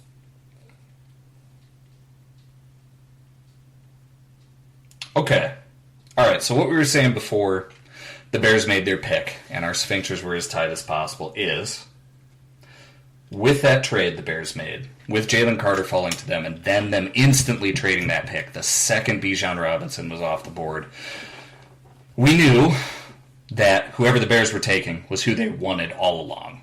And so in this case, that was Darnell Wright. Right? I think we can safely say they wanted Darnell Wright, and they were just going to maneuver themselves into getting the most they could and still getting Darnell in the first round. So is this a big vote of confidence for Justin Fields? Is this just acknowledging that we need to build that offensive line before we build the defensive line? Are they comfortable with the strategy they took in free agency? Well, setting themselves up very well in the linebacking core and already having a very strong secondary. Which of those do you think it is most for the Bears with this pick with Darnell? Yeah, I don't know. I just want this to not be Jackson Smith and Jigba for the Packers. I'm completely unable to think. You just know what Jay said. This is Kyle, it doesn't matter. They don't have a quarterback. All right? They have no quarterback. Yeah. let's revel in the Packers being bad for just at least one season. Jahmyr Gibbs. Dan Campbell is so fired up about drafting the second best running back in the draft at 12. Oh my god. I can't even... I mean, I guess the Lions still have 18 and 33, so I mean, they're still probably going to get some good players here, but oh my god. Oh my god. God, that's a terrible pick. I don't know what else to say. I mean, I thought we were going to be talking about Tyree Wilson to the Raiders. They paid David Montgomery. They have DeAndre Swift. And you drafted Jahmyr Gibbs? This is one of the most pointless picks I've ever seen. But, this is so confusing because there was all that news about David Montgomery's value in the offseason, and it seemed like the Lions thought he was a starting level running back, and they sure paid him like it. And now we're going to blow the 12th pick in the draft on the second best running back. A dude who, definitely would have been there in the late first. Probably in the middle of the second, I would think. I don't understand this at all.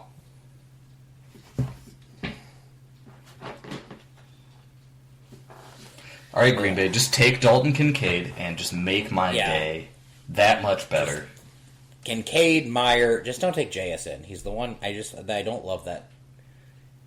JSN feels like he could be just the Jordy Nelson type guy again on that offense where every single time you're like, God fucking damn it, why isn't anyone covering that guy? He could if he has a quarterback. Now the problem is they could be so bad this year that they get a good quarterback next year, which I don't really want to think about. But this year is certainly not going to be enough.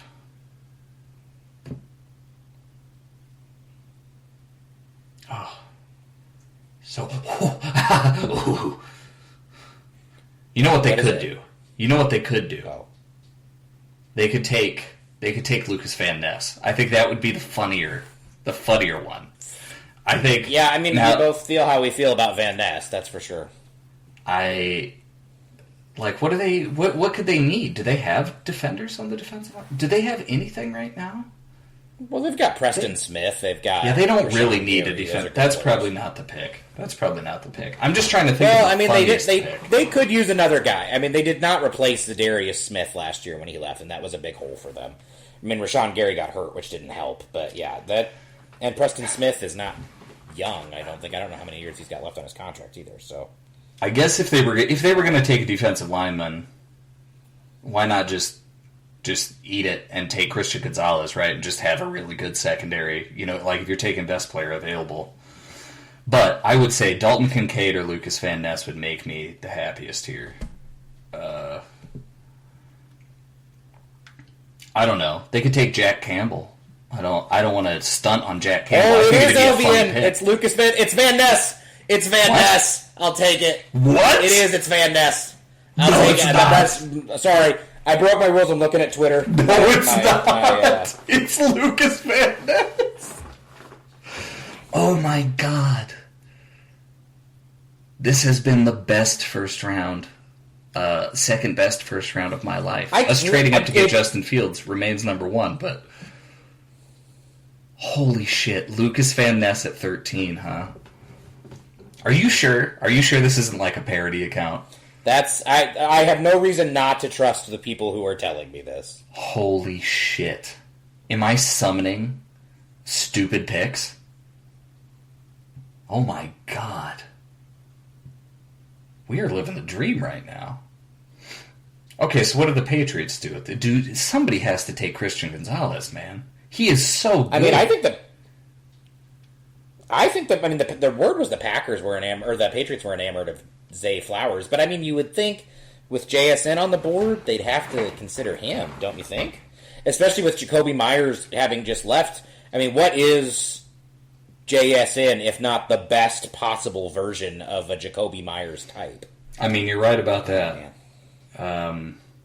This is interesting. I did not expect JSN or Christian Gonzalez. Well, I did expect Christian Gonzalez to fall.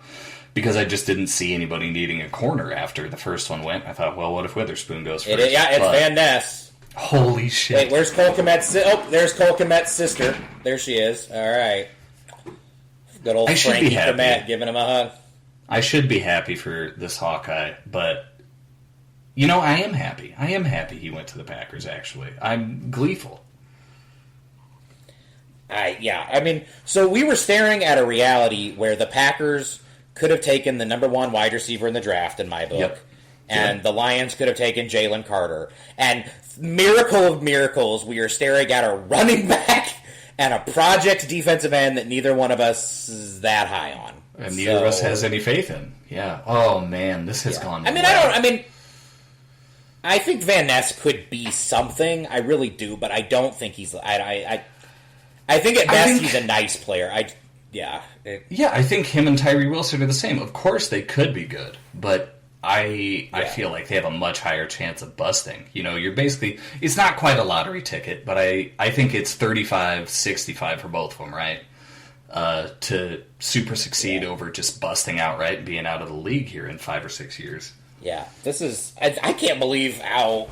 I mean, maybe... Shit. Who knows? Maybe Van Ness is going to sack Fields like 4 times next year, and I will regret saying this, but it feels like we dodged the two biggest... Plus, I mean, honestly, if the Packers were looking pass rusher at that spot, the guy that I was very afraid of them taking was Nolan Smith. Yeah. Yes. Who is the guy that we both... I mean... So, I mean... Let me talk to you, Kyle. We got Darnell Wright, okay? I have no problems with our offensive line right now, essentially, going into the season. You can get a backup dude in case Tev gets hurt. We're going to grab probably a center in the second round. We've got 2 veterans who are probably going to alternate there. At this point, we need a defensive lineman. How far does it have to go before you just want the Bears to trade back in for Nolan Smith or Kalijah Kancey? How down deep do we have to get into the first round? It would have to be after pick 25. I think otherwise the cost is a lot more than I'm comfortable with. We've traded. The Steelers have traded with the Patriots. Okay, I wonder if this is Broderick Jones. Got to be Broderick Jones. About the tackle. It has to be Broderick Jones because the Jets need a tackle. And I think they're doing the same thing Arizona did. I think they're just getting right ahead of them. They're going to make sure they get the last, first-round graded tackle, I guess I should say. I like Anton Harrison a lot, but I think Broderick Jones is definitely getting better grades all around. He certainly has the raw talent for it, but you got to think this is Broderick then. Also, hey, how about that reach? How about those reaches on offensive linemen? They reached. How about that? Pick 6, pick 10, pick 11, and now it looks like pick 14. We're going to see 4 tackles off in the first 14 picks. Although I'm on Twitter. I broke the rules, but they're saying pass rushers. So for the Steelers, so I wonder if this is Nolan Smith, which I would. Why would they do that? Love that for this. Well, I mean that would be a hell of a defense. You got T.J. Watt. You got Nolan Smith. That is a. I mean, it is. It is. Oh, but they're showing Broderick Jones sitting at home, so... Gotta be Broderick Jones. Mel said he thinks it's Broderick Jones because everyone knows that the Jets at 15 are looking tackle. So. Yeah, I mean, it's the same thing the Cardinals already did once in this draft. I think the Steelers have no tolerance, like a lot of people, for any of the tackles that come after Broderick Jones, and they're going to make sure they get him, which is fine. To me, I think that's a fine move. Now I'm going to be a little upset if they got more than a 4th-round pick for this trade. Yeah. Well, what did they move from 17 to 14? So I gotta say though, this puts the Jets in a bind though if they were targeting tackle because now here you are at pick 15 and Skoronski, PJJ. Okay, so nope, it's a 20. It is a current year. They got a current year 4th for it, but that's it. Okay. So. Patriots must really like how they're... Well, I mean, the Patriots, if they like a wide receiver, the board's falling their way. You'd have to think that even moving back to 17, you're going to get one of Zay Flowers or JSN if that's your guy, so... Yeah.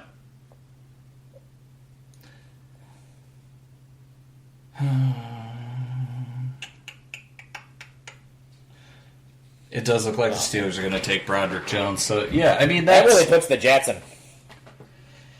Or what are they going to do? Are they just going to bite the bullet and take Anton Harrison and reach on it a bit?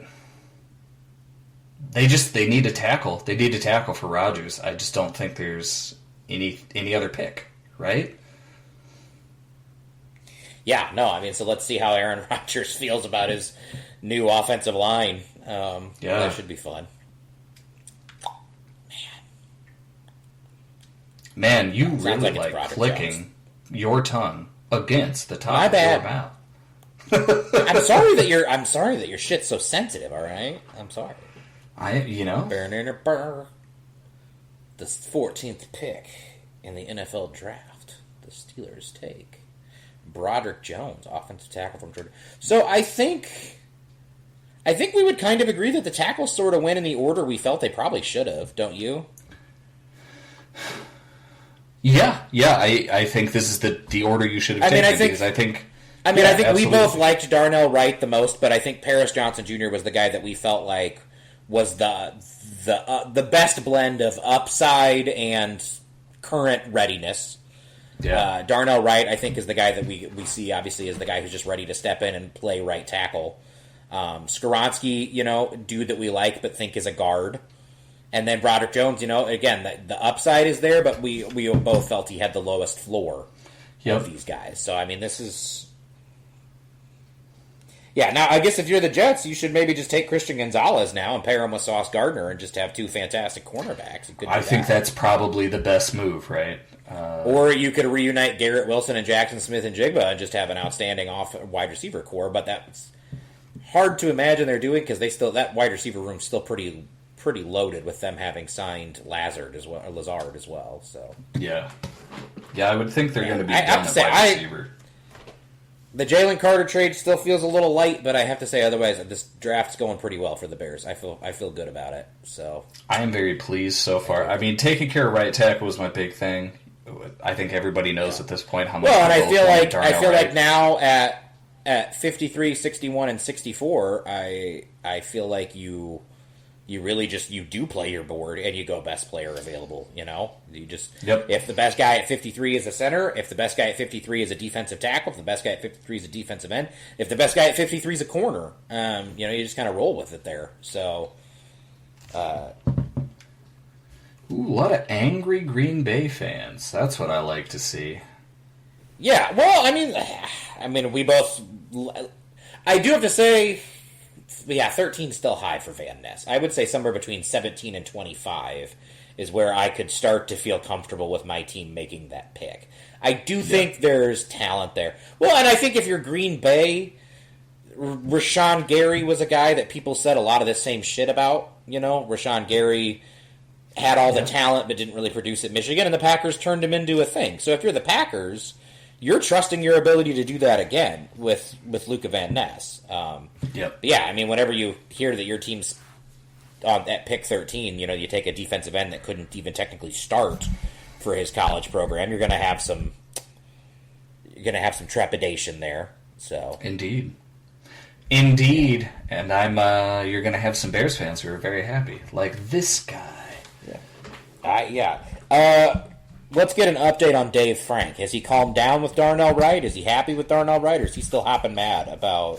I hyped up Darnell Wright to him, and he wanted Jalen Carter. Yeah, he doesn't think that was enough. He wanted Jalen Carter. Okay. Right now, he's saying that the Bears website is saying, we have pick 22. That's what he's saying. And I keep being like, I haven't seen anything about a trade with the Ravens at this point, but apparently... According to Old Man Frank, the Bears website says we've got it. Okay, I'm going to the Bears website. Let's see if Old Man Frank can still read. Okay. Live Darnell Wright press conference. They got this man ready to press conference already? Goddamn right. Put him in front of a mic. Tell him how good he is.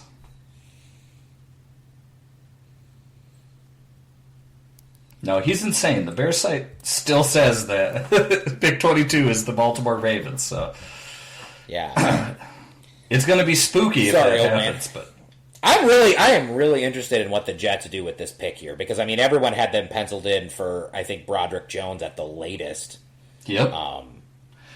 So, do you now? This is where I think we would agree. You could take a tackle and have it be called a little bit of a reach because I do struggle with Harrison or Bergeron, obviously, all the way up at 15. But, it's too high to pick Harrison. On the other hand, we've seen a run on tackles, and in my opinion, Harrison is the last guy you would take and start on your line. So now that got me excited. Deontay Lee, who's one of the draft guys for the Athletic, does really good write-ups. His comp for Darnell Wright was Tristan Wirfs, who's one of the best right tackles in the game right now for the Bucs.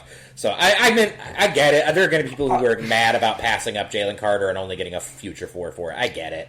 Yeah. I can't be mad about getting Darnell Wright. I can't. That was the guy that we wanted. It feels right. It's the right decision. They're going to man the right side. He's our new right tackle. That's great. You'd have to just say they made the right choice. So I agree. Well, that was the big thing. I mean, we talked about it for weeks now. Nobody disagrees at how good Darnell Wright is. It's just about how highly you value the right tackle position. Everybody has said, Darnell Wright, that dude's going to plug in, and he's probably Pro Bowl level from day one. It's just people didn't think that right tackle was worth it. Brandon Thorne, the other offensive line maestro that I really love to follow on Twitter, always has great offensive line. I mean, Darnell Wright's his guy, too. I mean, hard to find anyone that I trust on offensive line play who does not think that Darnell Wright is a dog. So does that include me? This pick. Am I one of the people you trust about offensive linemen? Yeah, of course, man. Thank you. You know what? I'm going to ignore that silence. I'm going to ignore the pregnant pause right there. I mean, you're godfather to one of my children. I can't remember which one at the moment, but of course, I trust you with their lives. You think I wouldn't trust you with offensive line? That's fair. So, well, the Jets are taking forever to make this pick, and I think that speaks volumes. The Jets are taking Nolan Smith. It looks like they're showing Nolan.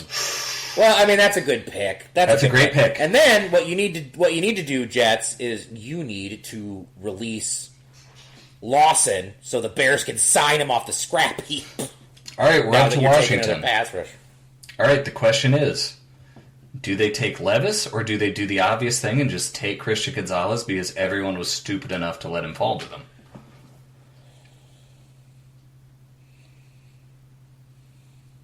Yeah, I don't know.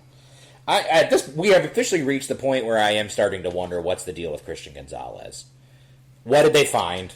Is it medicals? You think did a spooky medical pop up? I mean, I did not.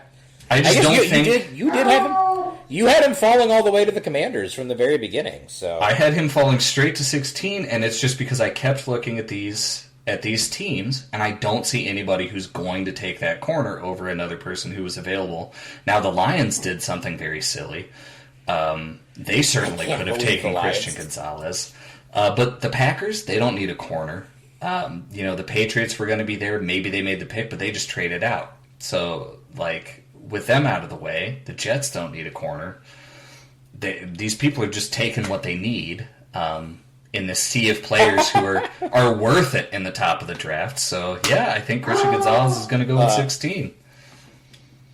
Longtime SKOdcast mega fan, Tech, just tweeted at me, I'm glad you guys are doing the whole first round because I need to know if I should set my couch on fire over the Paris Johnson pick. So, well, I just told him no, but then I remembered that I guess in our lingo, igniting the couch is a good thing. That's a celebratory thing. We celebrate by burning I guess couches. depending. So Tech, when you listen to this tomorrow, I guess depending on whether you meant that in the good or the bad way, yes, if you want to celebrate with a couch on fire, go for it. I mean, and I got to be clear, this is going to hurt you a little bit though. The Cardinals suck so badly and are so fucked with Kyler Hurt. That roster is so terrible. It would have been really hard for the Cardinals to make a pick that wasn't a good one there. They need everything. So, yes. Yeah, I think if you're a Cardinals fan, you should be excited about Paris Johnson Jr. Absolutely. And I mean, you traded up to get him, but you got more trading back than you gave up trading up. So right, you got an extra first-round pick next year. Who cares? Yeah, I mean, it's a win-win. Win, baby. So, all right, Jeff, just take your Nolan Smith. All right, be happy with your Nolan Smith. That's a great pick. Oh, it is not Nolan Smith. Oh my God, what a reach. Okay. Oh, okay. Who is it? Who is it? I don't see. Oh, I don't want to ruin it for you. For you especially, my friend. Oh, is it Jack Campbell? No, it's not Jack Campbell, but you're in the right state. Because I would have state. been okay with Captain Jack going in the Oh, spot. you're in the right state. McDonald? Oh, No. Oh, that might be... I mean, that's a very New York draft pick. I want to call it a Knicks-like draft pick. oh my God. Not a Jets. Well, the Jets do suck at drafting, too. Still, though, they are taking what is theoretically a pass rusher, so I do wonder if this makes Lawson available still, because he's a guy that I have long wanted as a potential cap casualty for the Bears. This is a bad pick. This is a very bad pick. I don't know what the fuck else I can say about it. This is like where would you put McDonald on your list of defensive ends in this draft? I don't know in this direct order, but I had him at pick 34. Okay, all right. That's a. I mean, if we're going with guys who are still on the board, who are going to play on the defensive line, you definitely put him behind Nolan Smith. You definitely put him behind Kalijah Kancey. I think maybe you put him behind... I might put him behind Keon White. I like Keon White a lot better than McDonald. What a goddamn pick. Will McDonald all the way at 15. See, this is why I couldn't let your dumb, sleepy ass go to bed. Because, I mean, can you imagine waking up to this news, me going, Travis, they took fucking Will McDonald at 15? No, I couldn't. I gotta be here for this. Oh, my God. 15! Will McDonald. Oh, man. Oh, man. And they got a Make-A-Wish kid reading off Will McDonald for the Jets. Ugh. This poor little New Yorker. There's a lot of darkness happening there. Oh, man. Will McDonald. Will McDonald. God, that's a mistake. It sure... What else can you say? That's a terrible pick. Christian Gonzalez is sitting here, the best corner in the draft. Will McDonald to what me... do I have to do? Will McDonald, to me, again, I can't fathom a world where you take Will McDonald over Nolan Smith, because if the thing that scares you off about Nolan Smith is the size, yeah, Will McDonald is the same fucking size. Well, and again, Kalijah Kancey's the same way, right? And yeah, and he in college he played basically a made up position. They basically had him at a 4 technique at Iowa State. I mean, this is just. Okay, list of defensive ends I would have taken over Will McDonald. We're going to go in order. Nolan Smith, reel him off. Yes. Kalijah Kancey, that's a defensive tackle, but they could have taken him. Miles Murphy, definitely I would have taken over Will McDonald. Then we get into more dangerous territory. I don't know if I would have taken the Kansas State kid, but I do like Keon White better than Will McDonald, and I do like I don't want to get his name wrong, so I'm going to say Northwestern guy better as well. So Tomey? Yeah, Tomey. We're going to say Tomey. I don't really consider him an edge, though. He's an NFL 3. They're all I feel like they could have gone anywhere along the defensive line. Yeah, that's and then what's the one from Kansas State? What's his name again? FAU. It's like Anudike. Yeah, FAU is what we've been calling him. That's a guy I would have probably taken over Will McDonald. So yeah, just a terrible pick. So I'm hearing the Commanders did take a corner, but it is not Christian Gonzalez. So is it the younger Porter? No. Then it's the Mississippi State kid, I guess, is the only one who they would... what was his name? Forbes? It is Forbes, yes. Good job. Let's see. I've got to think back. I did watch him. I thought he was okay. I had him behind Porter and behind Gonzalez. We just got our first awkward shot of Will Levis in the green room and Hendon Hooker. So we're reaching that part of the night.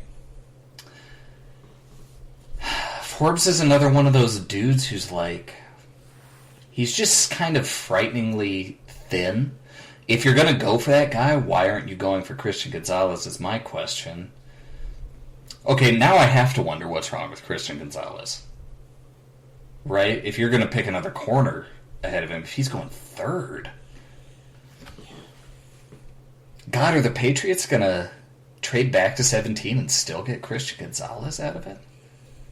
I hope so, because I don't want the Lions to take him at 18.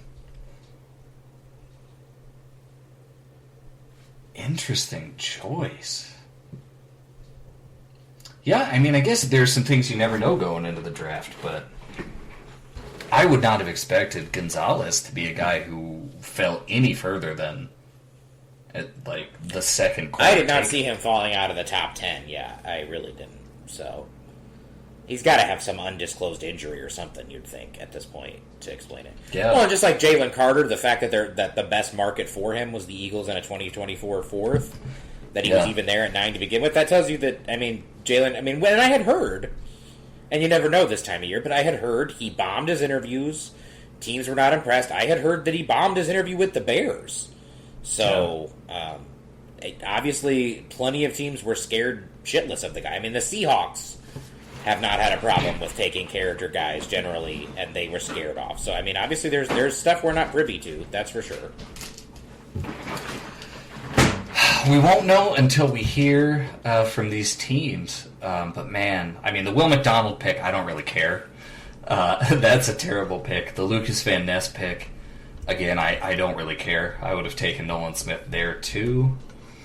But I am curious now about these corners. I'm curious why Christian Gonzalez wouldn't be even like as low as the second corner taken off the board. I am. I mean, at 4, I wouldn't have Forbes over Joey Porter Jr. either. So I mean, that's no, I wouldn't. I like Joey Porter Jr. better. He's meatier, he's stickier, and he's got longer arms. He's got crazy long arms like Dawson. This guy, it feels like a Street Fighter reference. Gosh, that's we have had.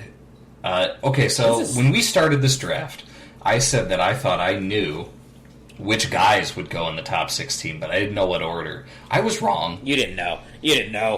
I was Did wrong. you have Jahmyr Gibbs in the top 16, Travis? Did you? I didn't have Gibbs in there. I definitely didn't have Will McDonald in there. I did not have Forbes in there, so never mind. I was incorrect.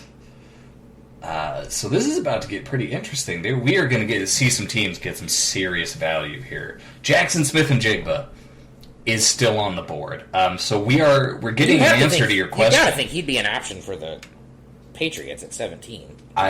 So that question you asked me, like, what was it, 5-6 weeks ago, which was, what is a great slot wide receiver worth to you? What is Cooper Kupp worth to you? What is Amon-Ra St. Brown worth to you? The NFL is telling us right now, right? He's falling into the back half of the first round right now. Yeah. I mean, I had heard the over-under on wide receivers to take in the first round was like 2. And my guess at this point is that's probably what we're going to get. It's going to be JSN's going to go somewhere here, and I bet Zay Flowers goes somewhere here. So, you think Quentin is going to fall to the second round at this point? Quentin. Oh, Jay. I mean, you know what I think's going to happen? Because the NFL can't stop giving this man knives. We're going to send him to Kansas City. Pick 31, the Chiefs, and Andy Reid's just going to be like, okay, thank you for the new toy. And God, he's going to be like, what, you guys aren't creative enough to draw up some yak for the big guy? I could do it. So Yeah, that sounds like exactly what would happen. Okay, so Patriots at 17. If this isn't Christian Gonzalez, something is wrong, right? Like something is wrong. Something is wrong with Christian Gonzalez, yeah. Yeah, because they were, I mean, I guess it could be Jackson Smith-Njigba still. I mean, why not? Nolan Smith? Dude, in my brain, I had Nolan Smith gone to the Jets. I can't put him back on the board now. I'm so stunned he's still available. Oh, no. Yep, here we go. All right, who are they taking? Gonzalez to the Patriots. Okay. All right. And we've given the Patriots, in my opinion, the best cornerback in the draft at pick 17 for what reason? We'll find out soon, I assume. I'm very interested. I'm going to be reading as much as I can about this tomorrow. Why did these teams I guess specifically with Washington. Maybe it's because they just don't know what they're doing. They're a rudderless ship right now. Yeah. But that seems insane to let him fall that far. So, I mean, now we're back at the point where we're back at Detroit at 18. So, I guess I'm glad Gonzalez is off the board for the Lions, because I was worried that they were going to get him at 18 at this point. So. Tragically, the best player available, and the most likely player for them to pick, is Nolan Smith. Yeah, I mean, that makes sense. Unless they're going to take Levis. Or, now, this would be awesome, Dalton Kincaid. This is where Dalton Kincaid should go. You guys go for it. You can never have too many tight ends, Detroit. A lot of good players still on the board at this point, man. Nolan Smith, Kalijah Kancey, Jackson Smith, and Jigba, all still on the board. I'm very interested to see where the rest of this first round goes, man. Maybe the Lions should... I guess at this point, do you think the Will Levis skid ends with the Buccaneers just taking him at 19? The Buccaneers are the next logical place. I literally talked about it. Just like the Kenny Pickett pick with the Steelers, even though I don't really like Kenny Pickett, if you don't give up anything to go get him, and you know when to cut bait if he's not the guy, I think that, that's... If you're the Bucs, their roster's kind of too good to tear down, but doesn't have a quarterback. I mean, unless you really believe in Kyle Trask. Yeah, I think if you're Tampa, I think you just take Will Levis there. You do. Yeah, I kind of agree with that. It seems like the natural spot for him to fall to.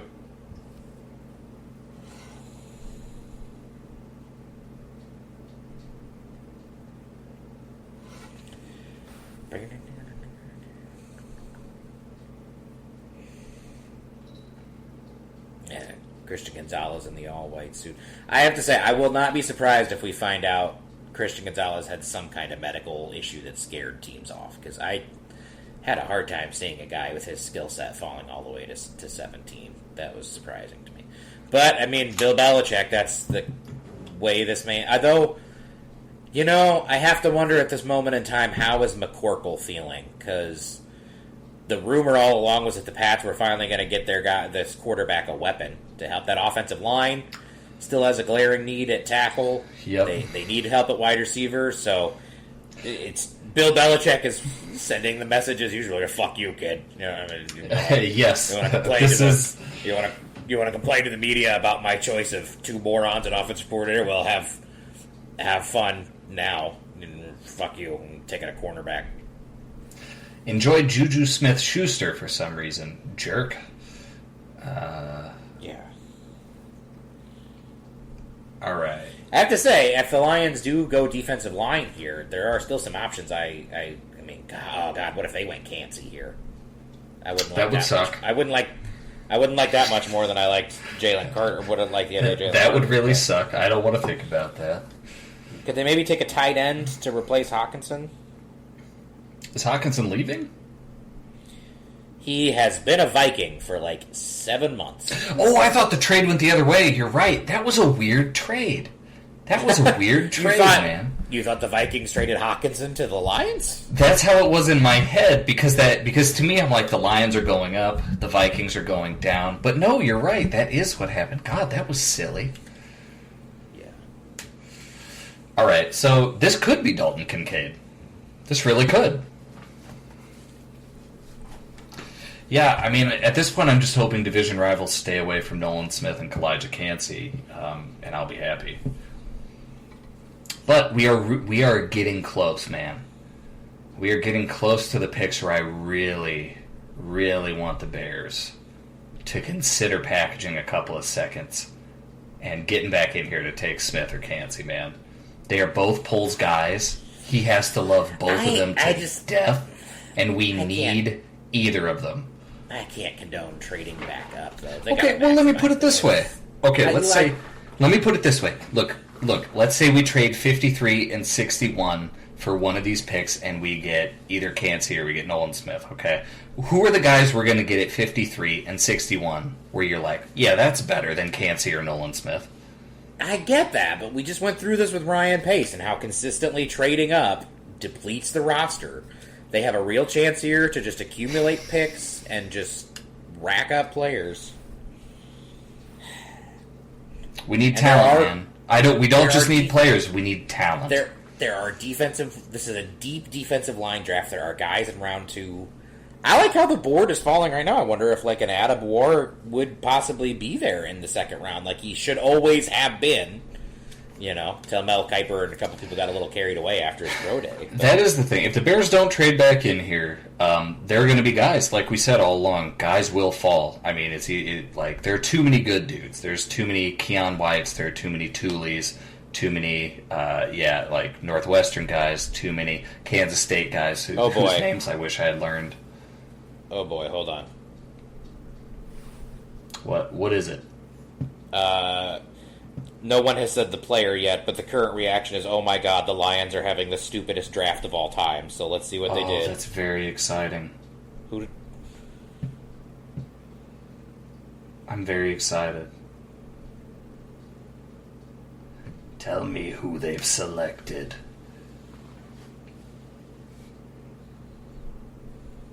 Maybe they just traded down again for fun. Maybe they took Levis. Oh! Oh my god! It's Jack Campbell. They took Captain Jack! They took a running back and an off-ball linebacker. That's what they turned their draft bounty into. Oh my god. God, thanks for being the Lions. That's amazing. Is that the worst use of 2 first-round picks in the history of the NFL draft? I mean, we are fans of the team. They took Rex Grossman and Michael Haynes. But yes, oh my god. Just in terms of positional value, though, turning those draft picks into a running back and an off-ball linebacker?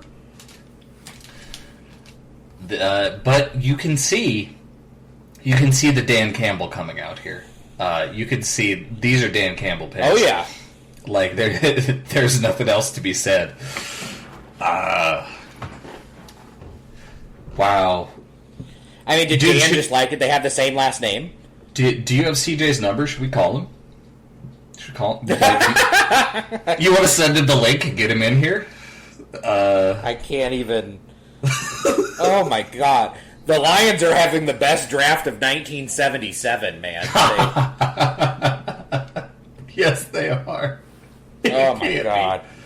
Dude, you know what though? Okay, irrespective of where he got picked, yeah, Jack Campbell's a good player. Very good. He is a good player, but oh my god, does middle linebacker really move the ball?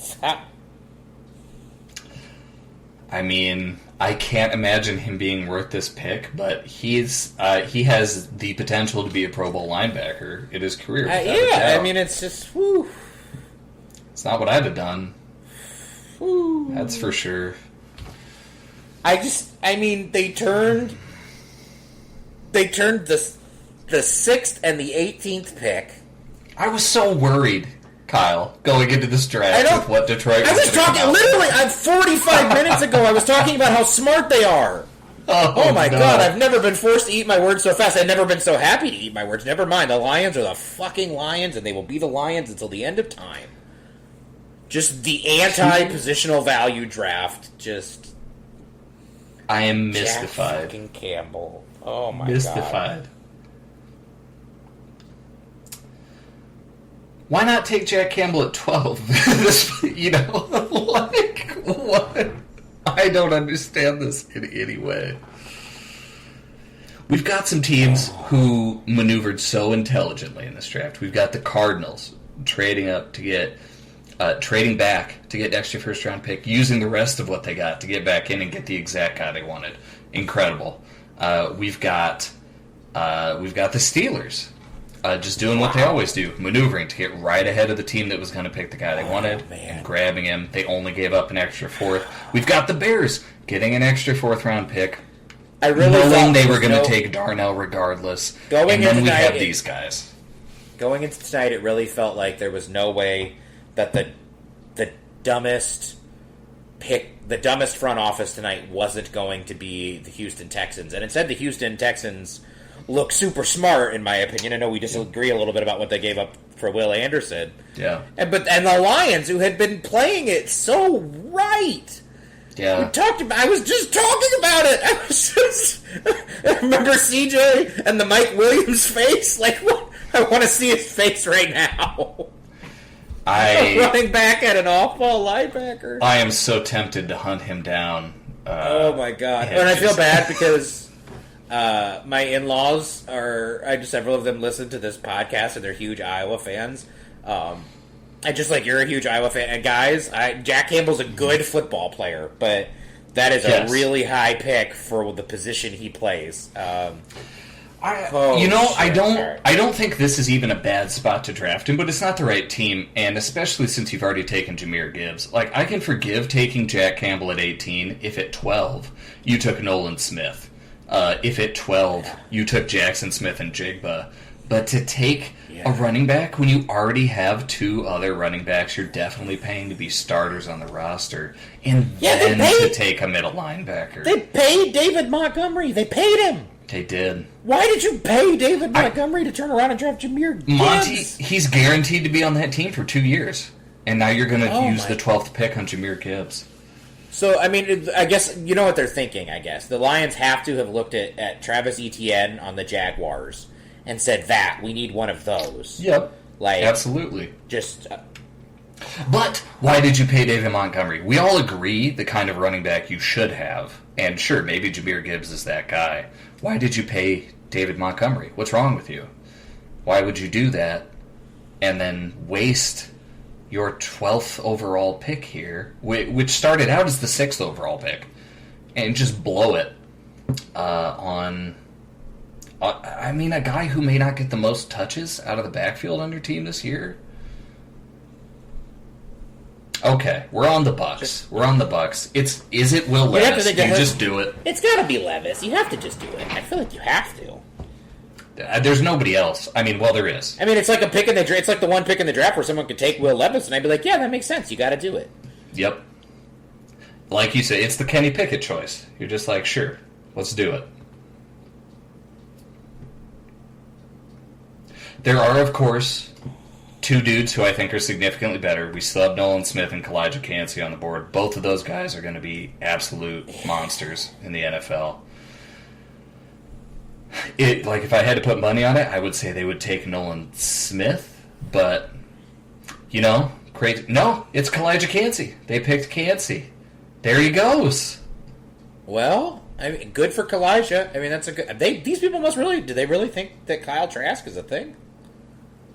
Maybe they just don't think Levis is a thing. It's equally likely. Kyle.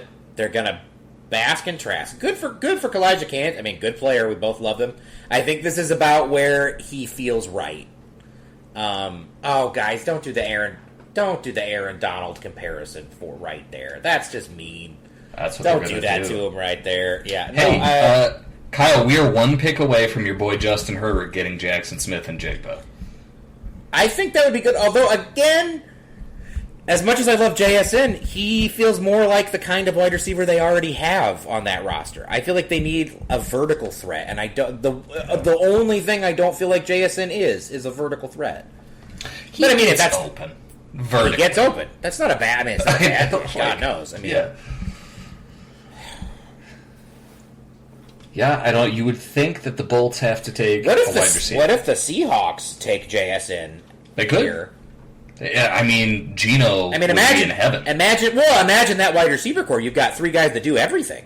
Yep. You've got the perfect slot underneath guy in JSN. You have the perfect vertical threat in DK Metcalf, and you have in Lockett. You have that dude that I think is one of the most underrated wide receivers in football. Lockett, just a dude that just does a little bit of everything, gets open, stays healthy.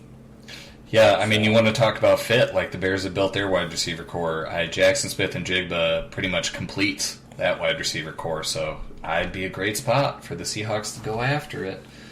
They already got Witherspoon, which I think was a great pick. That would be a hell of a day for the Seahawks to get Witherspoon and Jackson Smith and Jigba coming out of the first round. Yeah, it would be a good draft for Seattle. I'd have no complaints about that if I were a Seahawks fan. We could see a swerve, and they take Will Levis here. Okay, at this point, I don't see Levis going until the second round. Yeah, I don't know who left is on the board that you... well, at that Vikings? point, the Vikings at 23, yeah, I mean... Maybe? We know... So the Vikings have O'Connell as their head coach, obviously from that McVay system. Levis is offensive coordinator at Kentucky. Liam Cohen with the reign, obviously from. So I guess it would depend on how much he values the input of Liam Cohen. And the funniest rumor I heard is that Liam Cohen was actually telling people that he wasn't that high on Will Levis, but I haven't had anyone else back that up. That is very funny. Yeah, I would think Will Levis makes sense as a Viking at that point, which again, LOL. Absolutely. But I also think at that point he probably doesn't slide to the second just because I would think you'd see someone trade back into the late first to take him. Yeah. But I guess that makes sense. We could see somebody trade with, the Eagles could just do it again. Let somebody slide in to get Levis, and they'll get out again. I know you were going to say the Eagles could take... I thought you were going to say the Eagles could take Levis, and I was like, No, not them. No. Yeah.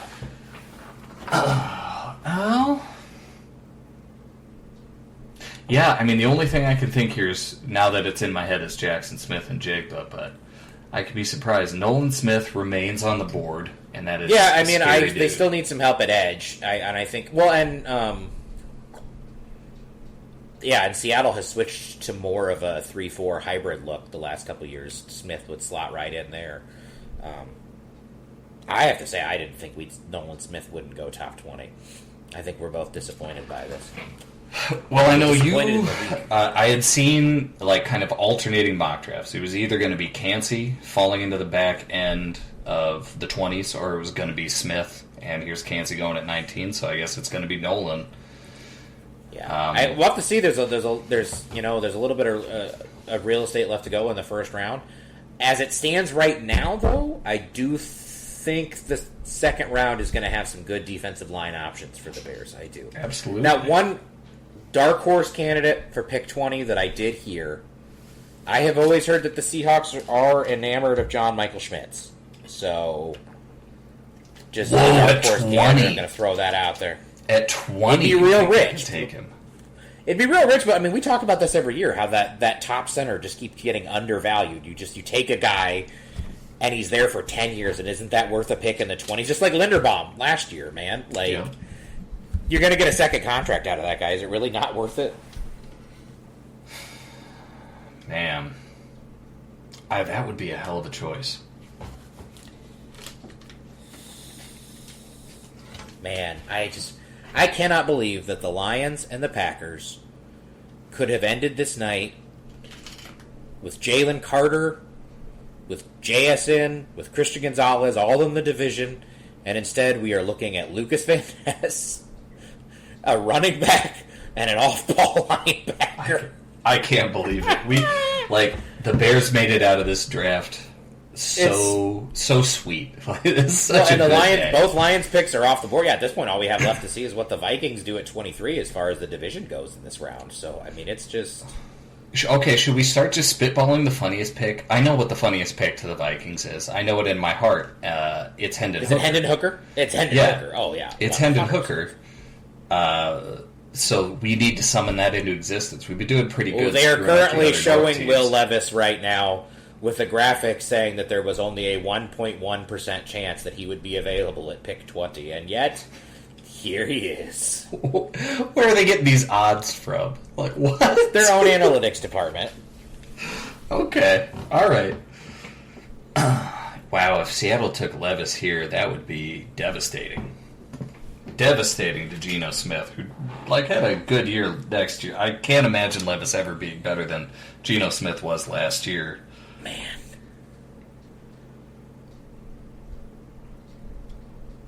All right. Let's see. I have not had the Seahawks pick leaked for me yet. So this is 46 seconds left. Seahawks are still on the board with 40 seconds left. I wonder if they are if someone is going to try to trade up to this spot for Levis or something. I was going to say, I'm trying to look around and cheat now, too. I can't see anything for the Seahawks either. Yeah. The last couple picks have not leaked. I wonder if the NFL did some clamping down on the leakers. Okay, the pick is in. The Seahawks made a pick, so...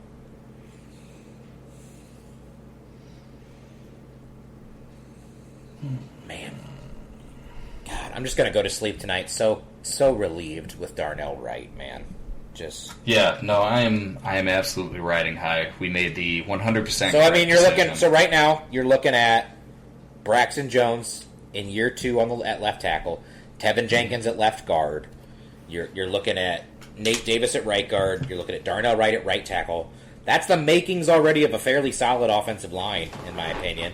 Obviously, centering right now, you're probably going to have Whitehair or Patrick holding down the fort for a little bit, but you'd hope there is a pick coming somewhere in the next couple rounds to compete with them and inherit the job eventually, like a Whippler or something like that. So this line is going to keep Justin upright for long enough for him to do stuff, and that's all we needed. We don't need it to be, the 8th best line in the league, 9th best line in the league. If they can manage 15, 16, that's it. That's all we need. And I think that's where the line is at right now. And now, truly, I can breathe a sigh of relief because all those weapons we have on offense feel like they've been unlocked all at the same time with with this one pick. Yeah, I mean, like I said, I don't know that this offense is top 10 in talent overall. It's maybe top 15-ish at this point, if we're lucky. But I think that Justin Fields just needed the wiggle room, man. He did. Oh, it is JSN for the Seahawks. Good pick. Man, it is hard not to like what the Seahawks have done with this draft. This is a great draft for Seattle. They're going to be big next year.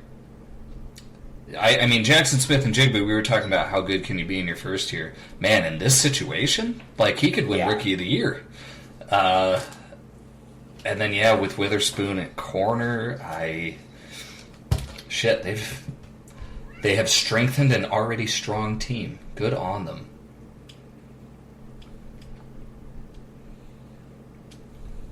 We haven't been able to talk about how much I love Pete Carroll on the podcast yet, but this is just another tip of the cap to Pete Carroll, man. He just always makes good moves somehow. Yeah. Well, I'll give you some credit here. We argued about Pete Carroll a couple years ago. Yeah. And I said that I didn't think he was that great of a head coach. I thought that he, like a lot of people, I thought he unnecessarily kept the restrictor plate on Russell Wilson. I thought he had an antiquated view of defense. I thought he kind of, not luck, but I think he drafted the Legion of Boom, which was obviously a fantastic accomplishment, but then he rode that for a while. Yeah. And it seemed like they were fizzling out a little bit. And that they'd wasted the rest of their window with Russell Wilson. And you were like, nah, he's a fantastic coach. He really is. And I disagreed with you. It is hard to look at everything they've done from when they traded Russell on and not think that, the Seahawks, if anybody knows what the fuck they're doing, the Seahawks know what the fuck they're doing. So they added Draymond Jones in free agency. I mean, that's it. I mean, this is absolutely a contender in the West. It's a contender for the Super Bowl, in my opinion, if you believe that Geno can do it again, and I do. I see no reason to think that what Geno did was a fluke. Absolutely. No, I mean, I have nothing bad to say about that team at this point. And with those, I love that wide receiver core. That's a fantastic. That's terrifying. Like I said, it's mismatch city. It's 3 wide receivers who do everything. Whatever kind of wide receiver you want, they have the perfect profile. It's. I mean, it's like the perfect baseball lineup, where you have the leadoff hitter who gets on base 40% of the time and can steal 50 bags, and then you have the number 2 hitter who mixes power and contact and on base percentage, and then you have that number 3 hitter who is just the home run guy. The Seahawks have that perfect 1, 2, 3 in the wide receiver core. I mean, DK Metcalf hits home runs. That's all he does. Yep. Tyler Lockett is just your absolutely solid. Just fantastic separator outside, and then you have JSN, who we both think is probably going to step in and be one of the 2-3 best slot receivers in the NFL immediately. Yeah. So that's just a thing. And so here we are. JSN is officially off the board. We got the Chargers on here. This is where I would love to see Zay Flowers go. I think it makes so much sense. It has to be either Zay Flowers or Quentin Johnston. If it's not a wide receiver, if it's not one of those guys, I would be stunned. Stunned if they went anywhere else with this pick. On the other hand, Nolan Smith is still on the board, and that irks me. That dude is down to... We're at pick 21. God, he would go to the Ravens, wouldn't he? That would be the pick. That's the most Raven shit. Yeah. That's the most Raven shit to ever happen. Is Nolan Smith to fall to them at 22. On the other hand, Lamar Jackson sure would like a wide receiver one of these days. Yeah, well, I mean, they did just give him Odell Beckham. Now, granted, we don't know how much that guy's got left in the tank at this point, but they did make an effort there. But yeah, I would love the Seahawks to take Zay here. It just makes so much sense. Hard to imagine, I mean, at the very least, them not picking a wide receiver. I can see them taking Quentin Johnston, too. I wouldn't have an issue with Zay Flowers here at all, either. Just do the smart thing, Chargers. They are the Chargers, though.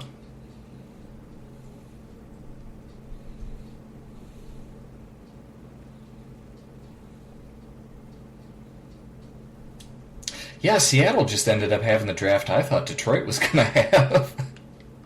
And I couldn't be happier. Let's see, what else is going on in this draft? No tight ends gone yet. Dalton Kincaid, apparently everybody else agrees with us on Dalton. Not worth a top 20 pick. Yeah. And then you've got guys like Meyer and Laporta sitting behind that, and those guys are definitely solidly beginning of second round to the end of the second round. I don't think you want to take any of those guys in the first. Not sure who we see off the board here coming up. Got to be a wide receiver next. Got to be Hendon Hooker to the Vikings to make my day.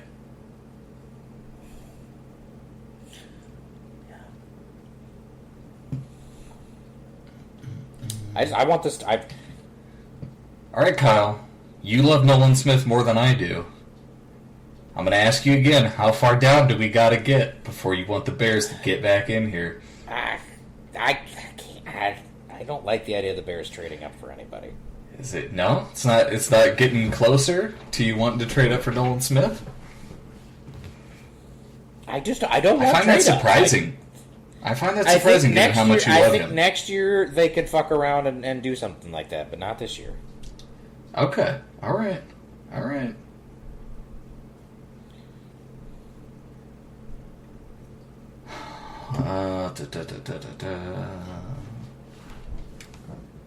So yeah, what we really want out of the rest of this first round is no more defensive linemen to be taken. Just so we can push them as far back towards the Bears as possible, right? No more defensive linemen? Goal. Yeah. Yeah, I mean, there's still a lot. With Will if Nolan Smith's going to make it into the 20s or 30s, I'm feeling good about like a guy like Tomey possibly falling into the middle of round 2. So yeah.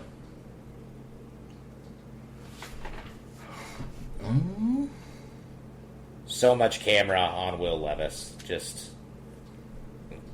I hate to tell you guys this. He is not going tonight at this point. At this point, I do still think he could go 23 to the Vikings. I mean, there's 1 year left on the Cousins deal. He fits that system. I mean, that system is what he ran in college. It is. Yeah.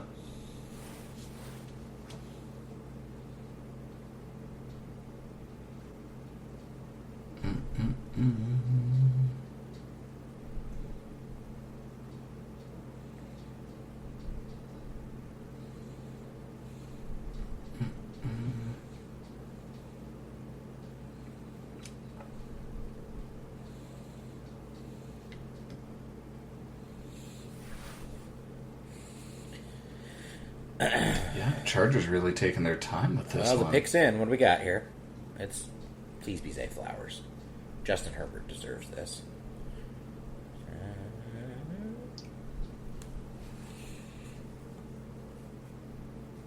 Quentin Johnston. Okay. There you go. There you go. Okay. That's a good pick. I have no issue with that. Quentin Johnston, very good wide receiver. That does leave Keenan Allen in the slot. I guess they're sticking with Keenan there at that point. You're going to have two outside guys on the outside. Yeah, I mean, that certainly matches up. Hard not to like that pick. They needed a wide receiver. They needed one more wide receiver to get hurt for poor Justin Herbert.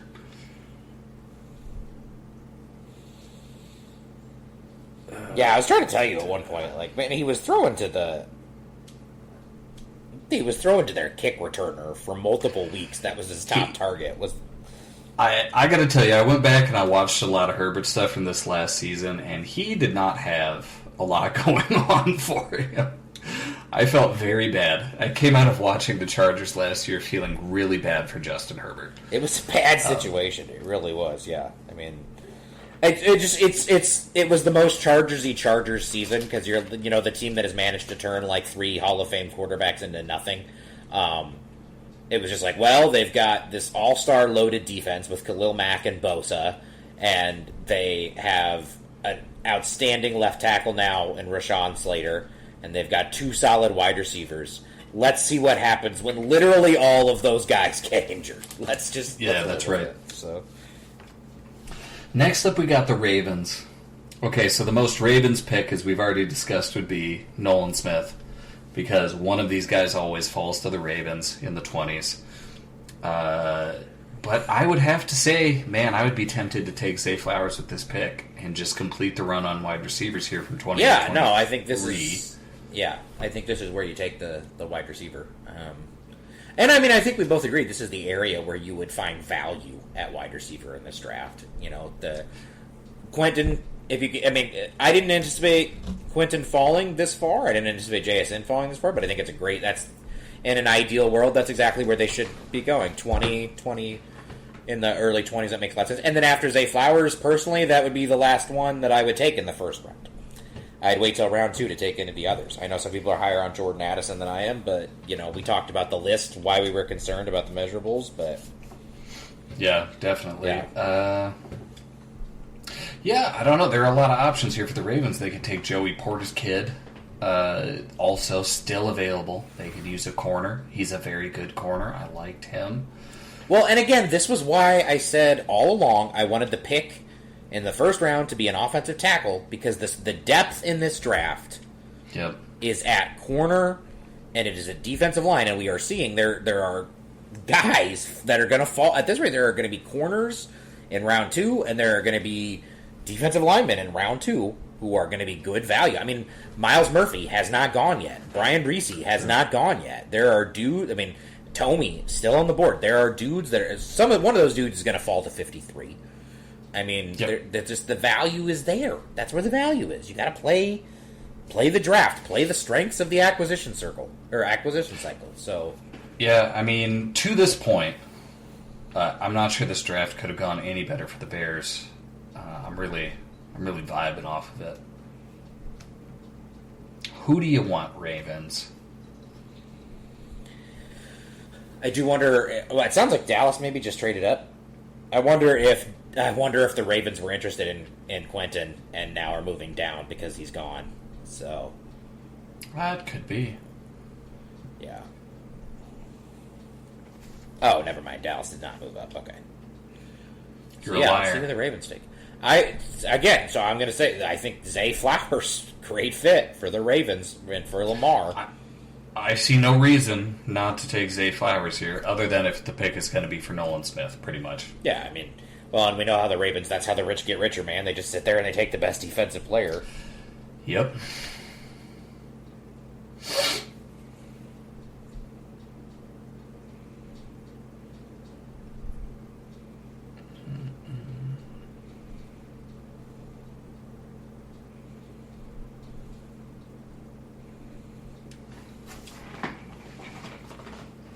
Nice. Also finding a lot of puzzled Washington fans, which I understand. They needed a corner. And Yeah, I not say I puzzled had a about hard. that. What are they buzzing about? Well, no, it's that they didn't take Christian Gonzalez. Yeah, I mean, I had personally had a hard time separating a lot of these corners. I liked Witherspoon and I liked Gonzalez. I liked Deontay Banks. You do not. So Correct. I saw Porter and Forbes. I did see a lot of those guys fairly similar. I mean, Gonzalez obviously. I didn't see him falling that far. So, all right, let's see who the Ravens get. Oh, no, they're not. The pick is not in yet. Let's see here. I am seeing Zay Flowers on the You internet. are seeing... The internet is I love sending that. Zay Flowers out. If that's true, I freaking love that for Lamar, man. That's... The contract, Odell Beckham, add Zay Flowers. Like, this is a team that is finally just ready to build around this dude. I mean, I'm happy for him. Like, I agree. That's the case. Yeah, I mean, hopefully they can take, that step to get into the Super Bowl there next year, and then the Bears can beat them there, and that'll be great. But yeah, Zay Flowers is a nice pick. I like it when teams are just nice to their quarterbacks like this. You look back up there at New England, just pissing off their quarterback as bad as they can. But yeah, good on Lamar. Good on Lamar getting his deal after being colluded against and thrown under the bus all off season. Getting the money that he's worth. Getting a wide receiver here in the first round. Like, congratulations, man.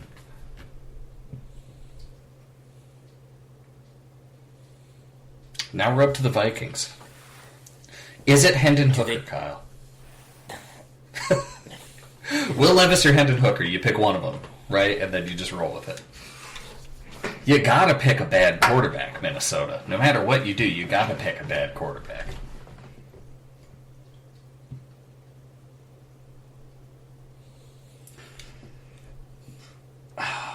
Yeah, I mean, there are some teams making some good value picks here in the 20s, man. I love Quentin Johnston to the Chargers. With Herbert, that guy's going to maximize him. I love Zay Flowers to the Ravens. I love the fit of his personality with Lamar's. Yeah. And I mean, we love JSN to the Seahawks. I mean, what better wide receiver core could you ask for than what they've got? I mean, this is, again, teams are being smart, really, about where they're valuing these guys, but the guys that are, the teams that are getting these dudes, this is good value where they're going. So, yeah, I love Zay Flowers for the Ravens here. That's fantastic. Yeah, and I mean, these teams can thank the Lions. They can thank Washington and New York. They can thank the Green Bay Packers, yeah. And the Packers. They can thank this really weird run from 12 to 18 that pushed all these guys back. I cannot believe the Jahmyr Gibbs pick. I cannot. That's definitely the one that's going to stick out forever. At 12. 12. I honestly think I would be less shocked if they had done Campbell at 12 and Gibbs at 18. Yeah. But yes, Campbell at 12 would have been very funny, but it would have been like, well, that was the best linebacker in the draft. They did draft the best linebacker. I mean, he's... Well, and Gibbs is a good player, but it's like, if you put the combinations, if you put those two together, do you think that adds even a single win to the Detroit Lions roster?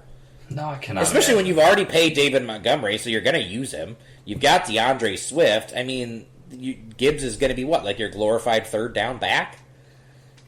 Yeah, I mean, it's either the pick of a team that thinks they're so far away that they might as well take who they thought. Oh no, they think they're on. They think they're close. Those are right. Those are finishing. They think this is a Super Bowl team. Yeah, those are finishing move picks, and like, oh god, I frickin' give Zay me Flowers, Hooker, Minnesota. Zay Flowers with Lamar Jackson is going to be so fucking fun. Yeah, I mean that's a great choice. Man, so no tight ends taken yet either. Everybody still seems to be like, these tight ends aren't worth it. Well, it's exactly what we talked about.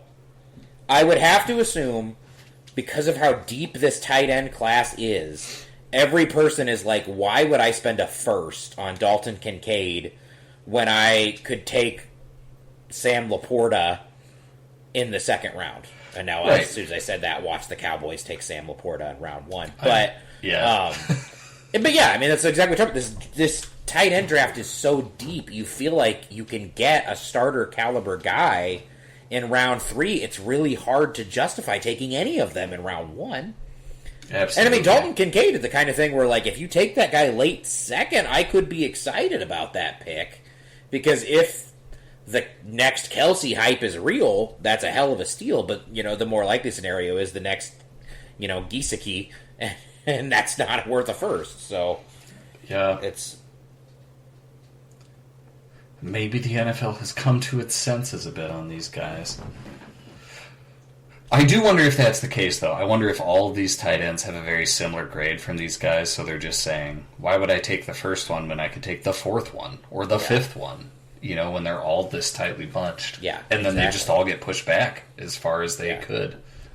Yeah, I mean, it's I feel very good about, like, if the Bears want a tight end, I feel very good about, like, one at, like, pick 64. There's going to be someone there. So, yeah. What do the Vikings do here? Please. Summoning Hendon Hooker into... Hooker or Levis? Levis would be so funny. Either would be funny. Please. Please, God. Well, because Will Levis, I mean, he's such a Cutler Cousins type quarterback. Like that guy that you just see as that guy that is just good enough to get paid and fuck you over. Absolutely. Come on. I want Hooker, though. Come on. You do love Hooker. Oh, God. Yeah, and at this point in the night, late in the evening, desperation, that's when you're calling Hooker. I mean, that's right.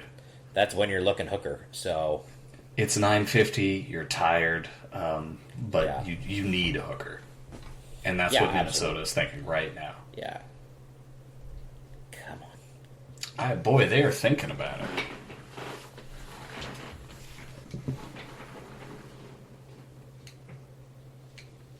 Which is interesting because this is just about right.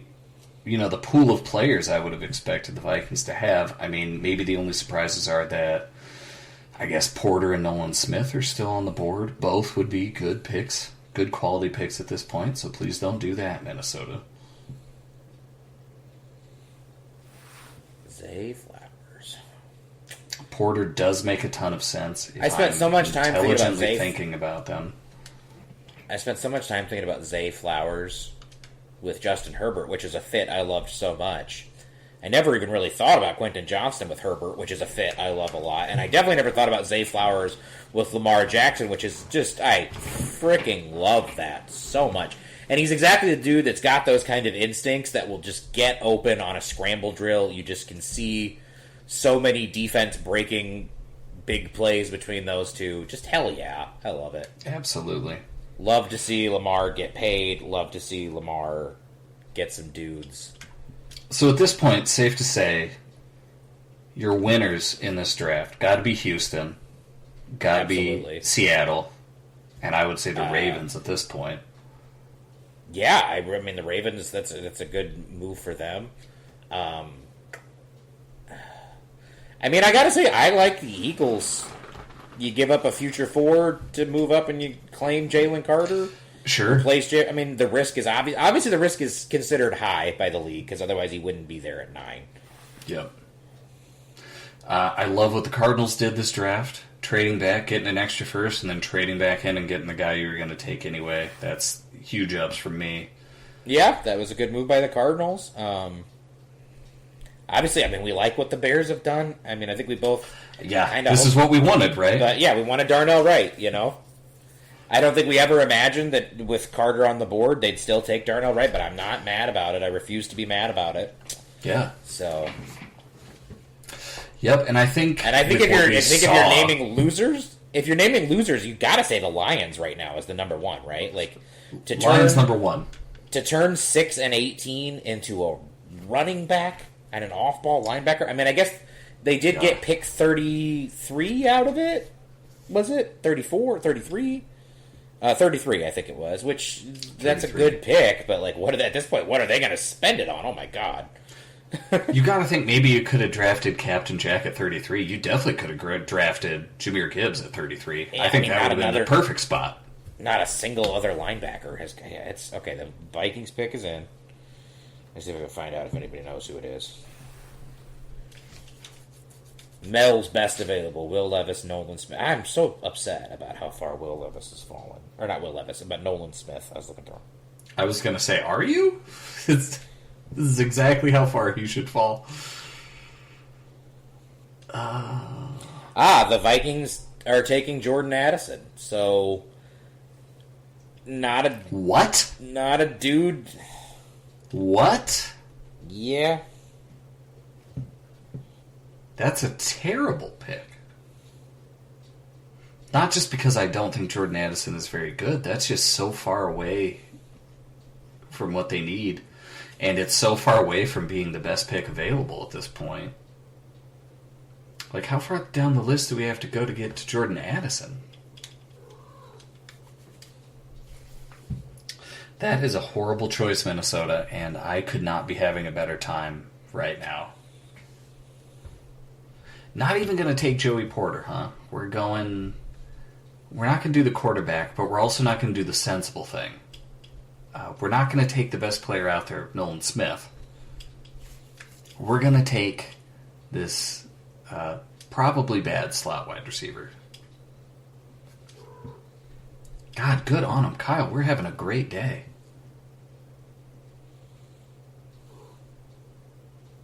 Jordan Addison. God, you guys did not need that at all.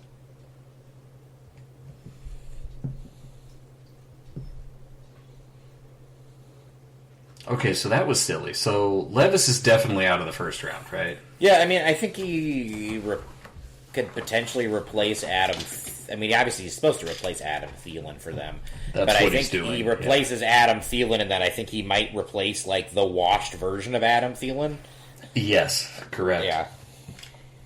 And I mean, probably for one more year of Kirk Cousins, right? Like, I can't imagine more than one single year that he has left in him there. The Vikings were so fraudulent last season. It would be stunning to me if that does not collapse this year. Okay, so we're down to the Jaguars. Not a pick this Somebody, year, I'm going to be honest with you.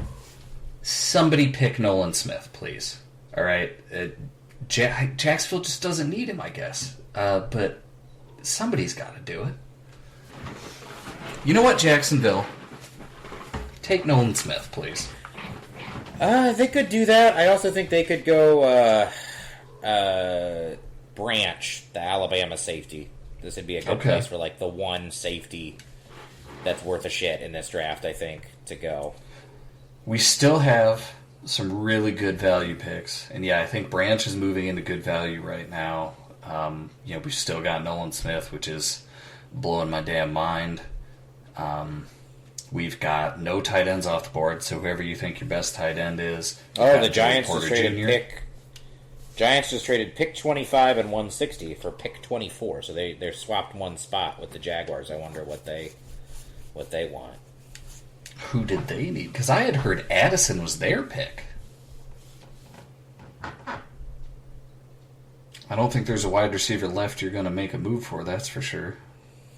Yeah. But maybe I'm wrong. I don't know how highly people value... See, after this point, I don't know where these wide receivers are going to go. I think this is entirely up to each individual team. So we're going to see some weird shit going on in the second round. This could be like any of 10 different wide receivers at this point.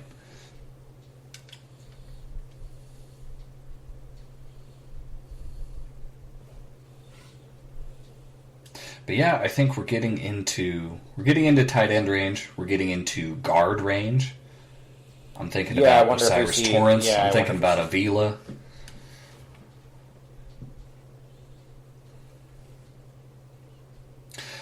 trade up one pick. Gosh, I wonder who it would be. Who do they think? I mean, it would be a tight end, right? Maybe.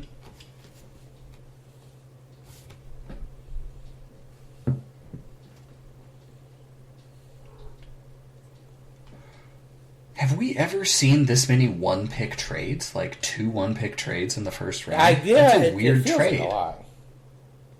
It's a weird trade to make, just moving up one single spot. But overall, we've definitely seen a ton of trades. Usually when we come into a draft and people are hyping up all these trades are going to happen, it usually kind of fizzles out. We get a sort of normal draft. This one has completely lived up to the hype. Just trades all over the place. And I'm here for it. Please give me more trades, NFL.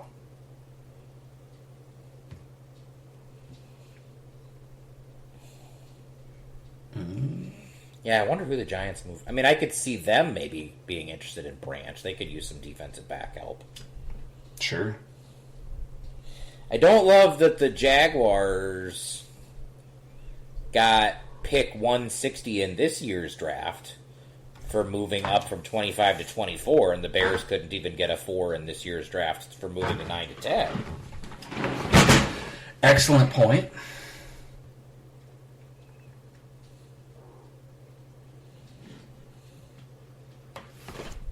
Yeah, I mean, I've got to question that.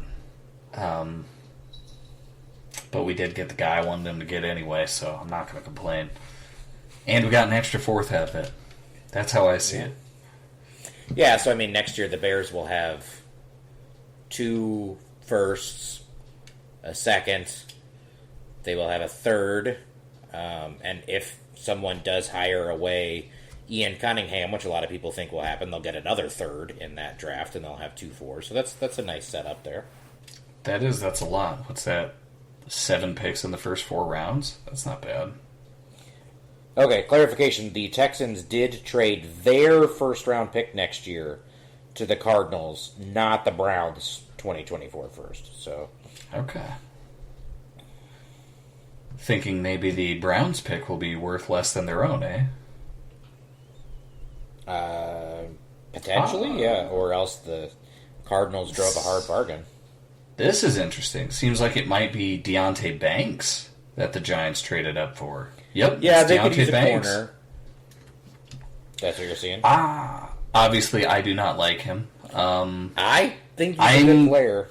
Regardless of what I think of him, again, like surprising the order these corners are going in. I'm stunned Joey Porter is on the board still. Yeah, well, he's got them popcorn muscles like his dad, so it's all about popcorn. You're obsessed. You're obsessed with these popcorn muscles. It's all I will ever think about with Joey Porter. Who was it that said he had popcorn muscle? Was it Terrell Owens that said he had popcorn muscles? Who was that said it? I do not know. Maybe it was Steve Smith. Should we Google it? Okay, so the Jaguars got a 5th and a 7th for the 24th overall pick. That does feel like a little bit more than a future 4, but we'll see. Oh, let's see. Yeah, and I can't imagine that Jacksonville was going to take Deonte Banks. So that was just a good trade for them overall. Let's see. Back to Jacksonville. I mean, they could still get Porter at this point. Still get the best corner who was available there at that pick.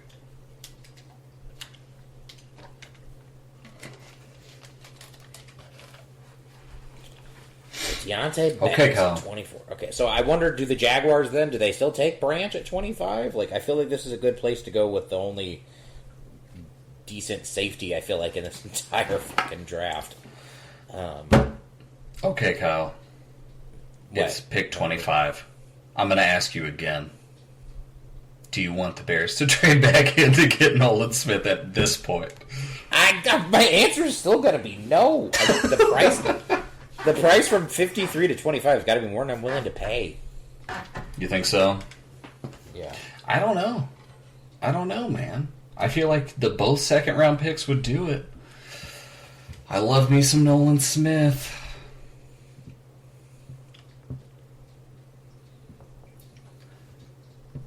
God, I hate when a guy like Nolan Smith falls this far into the draft. It's just going to go to a good team, and it's just going to irritate the shit out of me.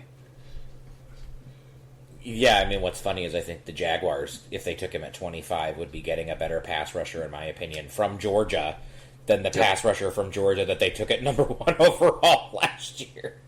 I think that's accurate. Man. So Deontay Banks.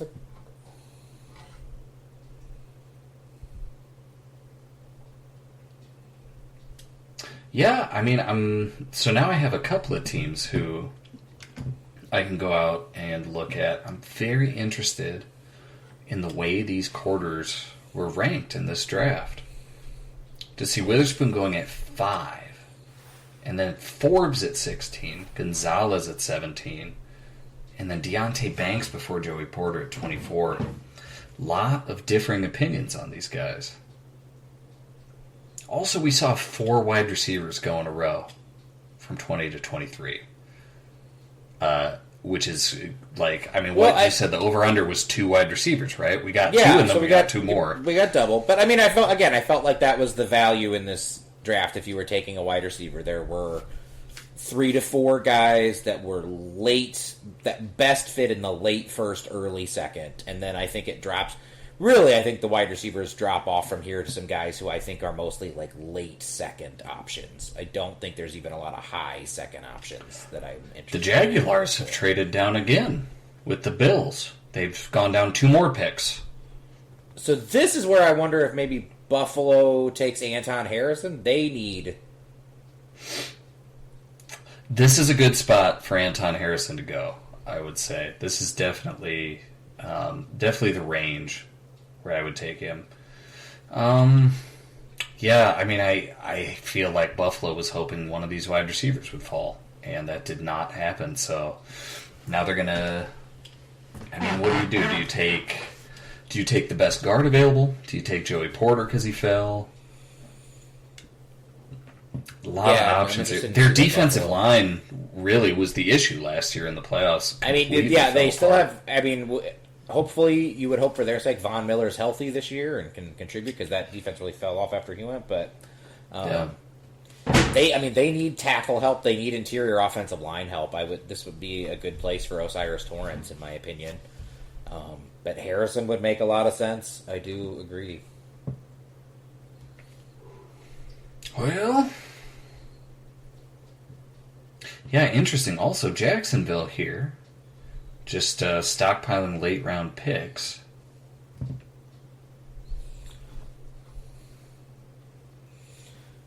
Somebody just asked me, I thought Will Levis was supposed to go in the top 10. Why is he falling so far? And I said, well, he's not very good at football, and I think that's a red flag for some teams.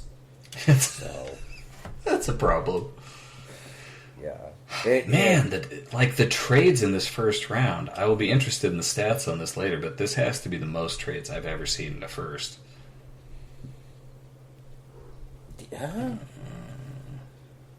don't know if it's the most.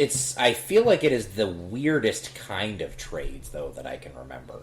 A lot of one-pick trades, and then people trading back just to trade back up again. You don't see that very often, so there's a lot happening here.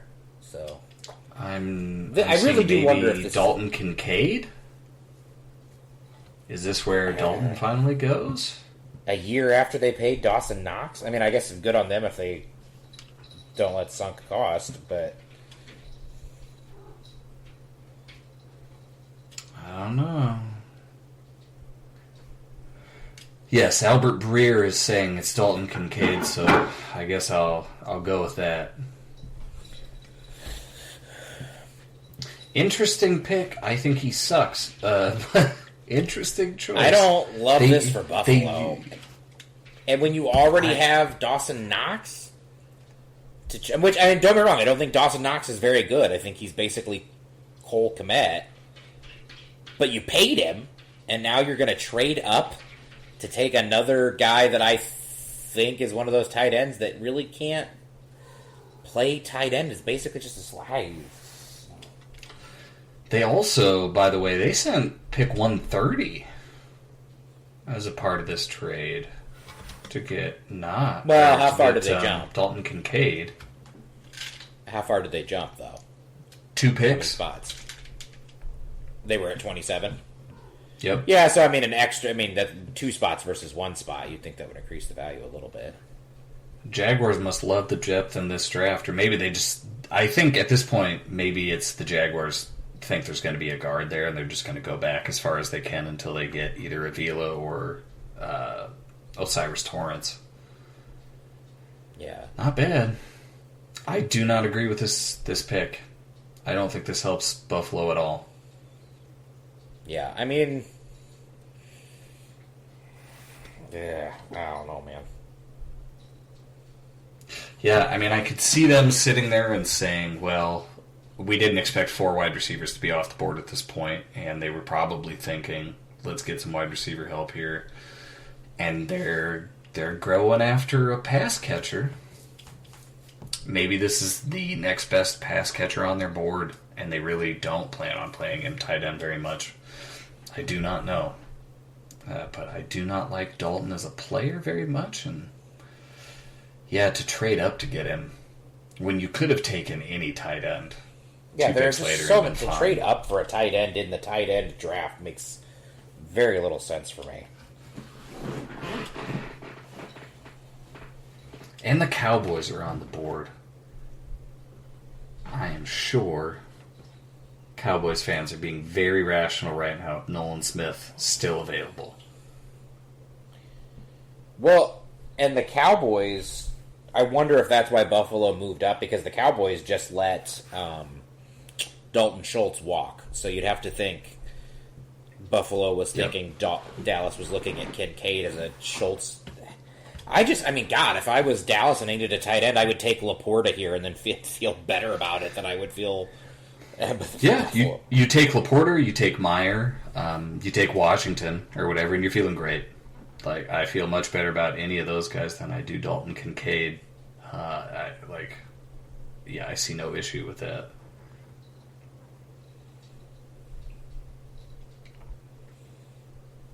This is good, too. We're seeing this big run on offensive players, and we're just pushing those defensive linemen further and further back. Push them in. Push them down. Miles Murphy still on the board. Brian Priest still on the board. They're FAU still on the board. They're at this point, the defensive line depth is getting pushed down. There's gonna be defensive linemen available in the mid-second. There just are. So. Yep. Yeah, so this is looking good for the Bears tomorrow, which is fantastic. We've got, Keanu Benton, Massey Smith is still available. There's no way we're getting through all these guys before we get to the Bears. I'm feeling pretty good. All right, Cowboys, do something stupid.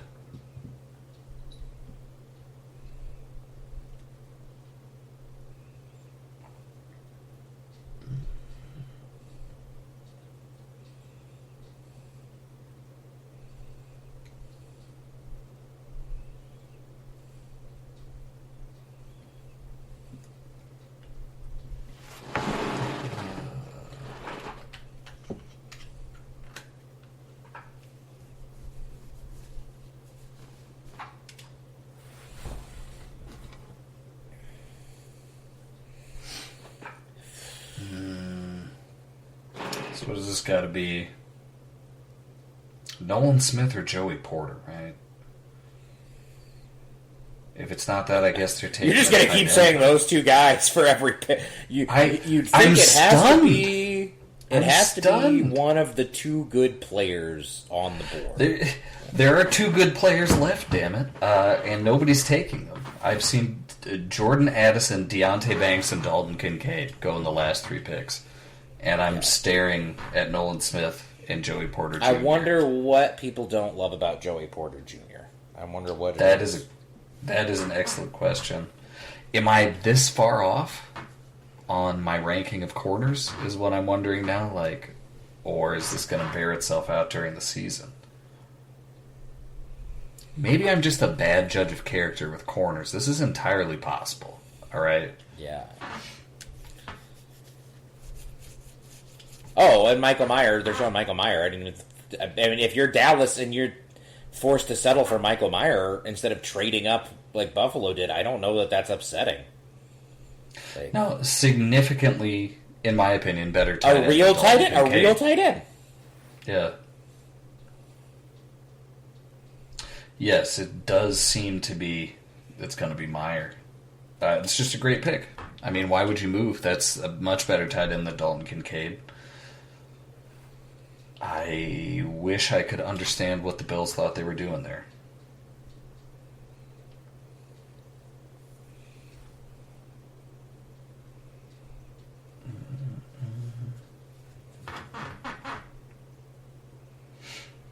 So, thing we didn't see out of the Cardinals, now that I think about it, DeAndre Hopkins getting traded. The man is still a Cardinal, even though they traded twice.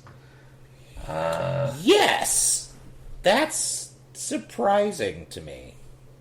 It sounded like they kind of wanted to get rid of him in any sort of trade, and then they did it twice, and they couldn't one get trade rid of him idea at that all. I had heard floated was Buffalo basically trading 27 to Arizona for 34 and Hopkins, so that would be basically the equivalent of like a third in value. But okay, but yes, it did not happen. Yeah, I feel like this is if this is Meyer for Dallas, and that seems to be. It feels like, man, I don't know, man. It feels like the Cowboys just sitting there calmly while Buffalo crap their pants to take a worse tight end. Yeah, it's deeply unfortunate for Buffalo at this point. Yeah. And then we'll have to see if the Jaguars simply trade down again, just for fun. Would you like a second-round pick, Jacksonville? I will give you one. I will give you two. Two for Nolan Smith. I have to say, at this point, God, I really do wish the Bears still had pick 32. Yep. Absolutely.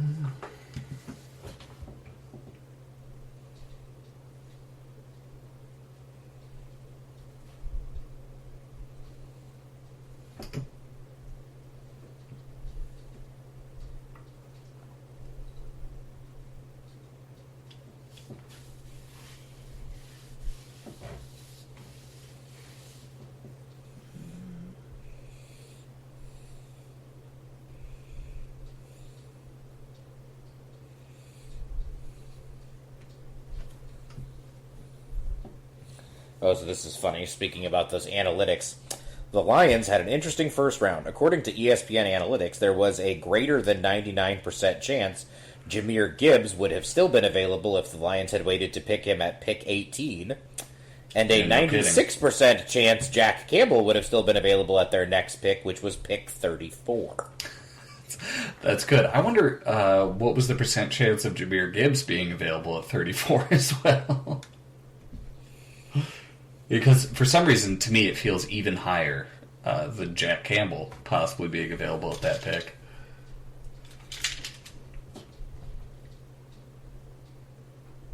So yeah, when we talked about our whole issue with people saying that you shouldn't draft for need a couple weeks ago, this is a great example of drafting for need instead of drafting for best player available, because I do think those guys would have been available at their next picks, and there was simply no reason to grab them. It's just, it's honest to God, I think with their 2 second-round picks, those are two guys you probably could have taken in round 2, and I'd have been like, hell, that's a great use of 2 second-round picks. If they had taken Jalen Carter and Jackson Smith and Jigba and then waited and took Gibbs and Jack Campbell in round 2, I'd have been like, man, what a draft for the Lions. Yeah. Gosh, what a disaster for them. I cannot believe they allowed that to happen.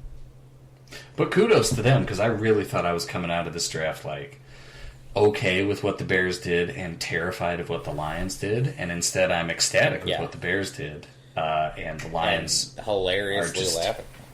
They're just clowns forever. I can't believe it.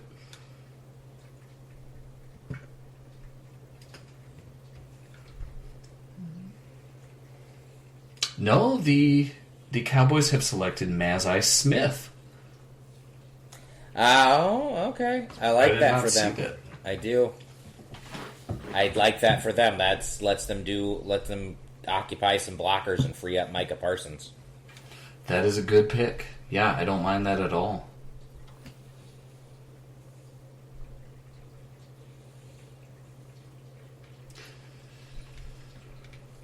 Very interested to hear from them. If that was the pick they wanted to make, were they actually going to go after Dalton Kincaid?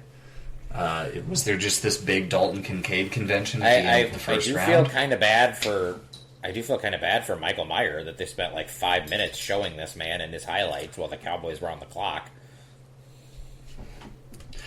Yeah, nice job. But I will say this, I haven't had these ruined for me by tweets for quite some time, so maybe everybody's controlled. Yeah, they must have clamped down. I know the NFL has been trying to clamp down. They don't want to become the NBA draft where it's almost not even worth watching because you could just follow Waj and get everything 15 minutes before it even happened. Following the NBA draft is very difficult. Yeah, so I mean, at this point, if you're the Jaguar, so now I will wander again at 27. Do the Jaguars take Branch? Did they take Jones Jr.? Are you still going to take Branch? Yeah, I mean, I'm just going to say the same three names. It's going to be Nolan Smith or Joe. Yeah, it's going to be Branch. It's got to be one of these guys, but apparently it doesn't. So,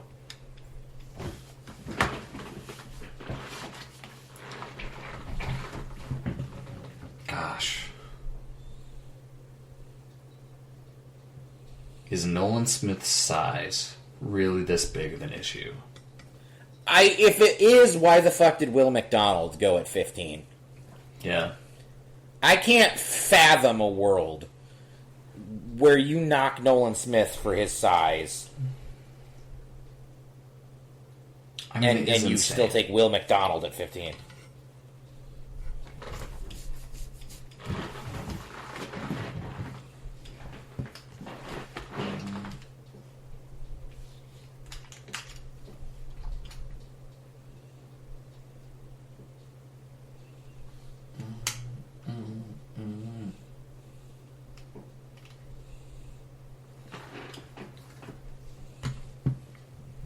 Oh, I forgot the Jaguars get Calvin Ridley back this year. God, that's nice. That was a nice trade they made for Ridley, too. It's very hard. That deal structured in a way, it's very hard for them to have given up too much. So, yeah, I really like that for Trevor. So, yes, they don't have to feel I gotta say this, I would rather the Bears have made that trade for Calvin Ridley than the one they made for Chase Claypool. That's for sure. That's fair. That's very fair. Yeah, and I was not unhappy with the Claypool trade at the time. I did not expect that pick to end up being pick 32. It's unfortunate that he got hurt right as he was finally starting to get into the offense. And I don't think he's going to be that useless this year. I think he's going to be fine as a wide receiver 2-3 option. But yeah, I still would have preferred the deal that the Jaguars gave up for Ridley. I think Ridley's just a better player. But yes, we shall not forget how much you were banging the drum for Chase Claypool right up until they did actually trade for him. What's that? I said we will never forget how much you were banging the drum to trade for Claypool way before we traded for Chase Claypool. Well, to be clear, I also thought that the Ravens' second-round pick would have been enough to get him. It was unfortunate that it was not. So, getting rid of our own second-round pick was a bit rough. Now you're looking at the wide receivers and the way they're going. We weren't getting Chase Claypool with pick 32 here. No, I mean, that's true, yeah. And if Claypool goes back to being the guy that he was his first 2 years, I mean, again, that's a solid wide receiver 2 option and better production than I think you're likely to get from a lot of these guys, whoever's left at 32. I mean, who's the next best wide receiver even on the board, in your opinion? Like Josh Downs. Is that it? Yeah, I think that's Jalen Hyatt says it. Jalen Hyatt, yeah, that would maybe be. And then Tillman, the other dude. Yeah, so let's see. And of course, Marvin Mims, who I love. But I think he'll still be available at the back half of the second round, so no reason to do that one.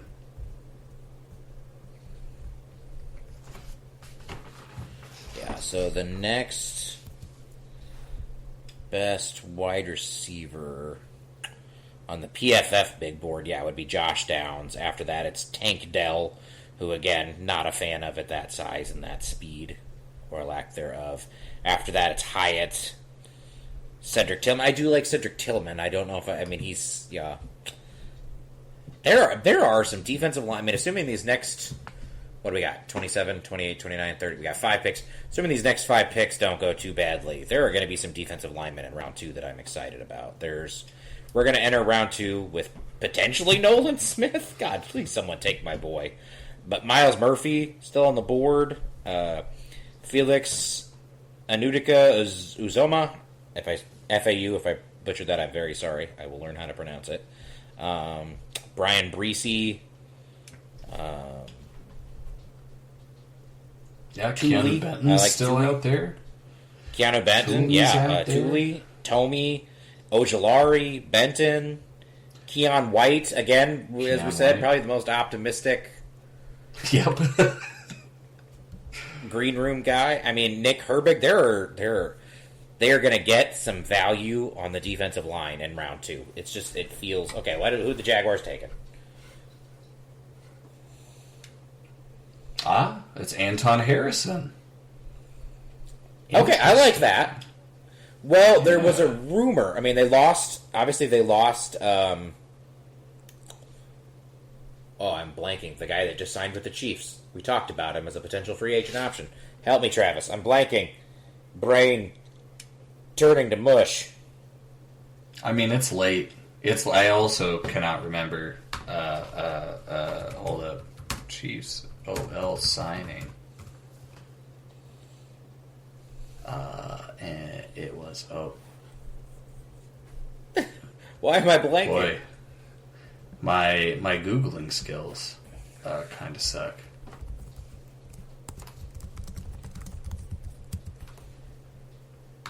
Yeah, we've just completely forgotten the names of all NFL players at this point. Jawan Taylor. The guy. I can't believe I'm blanking Taylor. that. So the Jaguars lost Jawan Taylor, and so now they've got Walker Little as one of their starting tackles. And the whisper today was that Cam Robinson is likely going to get suspended. So yeah, I mean, they need a tackle option. You can't really let Trevor Lawrence go into year 3 with only one viable starting offensive tackle. So, I mean, yeah, Anton Harrison, a guy, 27 feels about right for him. Yeah, that's right where he should go. So yeah, I mean, that's a perfect spot. And this is where I think that's a perfect spot for him. Unless people panic and reach for a tackle, this is where I think the next tackle off the board should be Bergeron. And in a sane world, I don't think he should go until like the 40s. I don't know if that's how it will play out. But I think, the guys that I thought should be first-round tackles so far have been first-round tackles. We've used all those guys up. So So we're here at the Bengals. This is a team that needs a corner. This is a team that needs a tight end, and I can't really think of anything else that they need.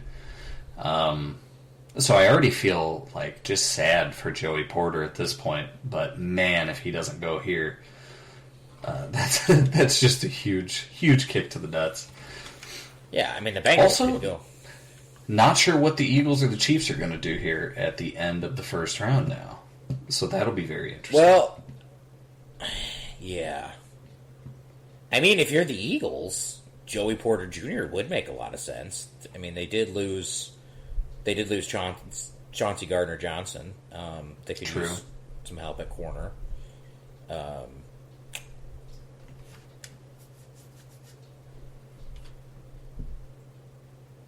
An offensive lineman would make getting shit on. I feel like Osiris Torrance would make a lot of sense for the Eagles at 30. Having just lost Samalo. Yep, that's fair. That would make a good... Or Avila. Avila might fit them a little bit better. All right, let's see. Who the Bengals taking? We've lost Miles Murphy. They're taking Miles Murphy. Okay. All right. That's okay. There's still some depth. Yeah, unless these 29, 30, and 31 are all defensive line, which would suck. But could be conceivable. Yeah. All those.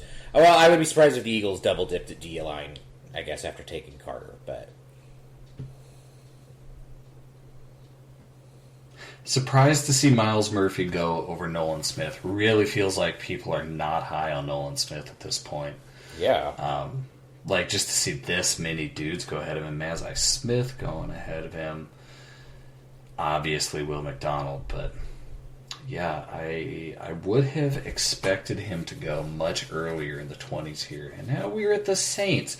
Did the Saints put Levis behind a Carr brother and just make him the saddest Carr brother in the world? I can't see it. Well, I mean, I guess it wouldn't make much sense. But it could happen. We're down to 3 picks. I'm dying on the vine here. I'm just hoping none of these guys are defensive line. That's what I'm hoping. I'd like to preserve that nice pot of defensive linemen into round 2. I feel you. Unfortunately, I feel like the Saints could totally use some defensive linemen. Nolan Smith would make a lot of sense for them. Absolutely. He would fit that.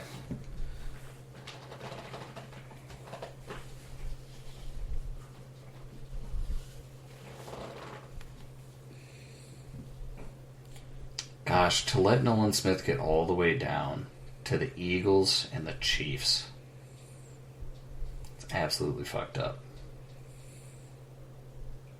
I mean, shit, if the Eagles just took him and were like, yeah, we're just going to rebuild the entire Georgia defensive line. Yeah. We got Jordan Davis, we got Jalen Carter. Also, let's just take Nolan Smith while we're at it. Why not?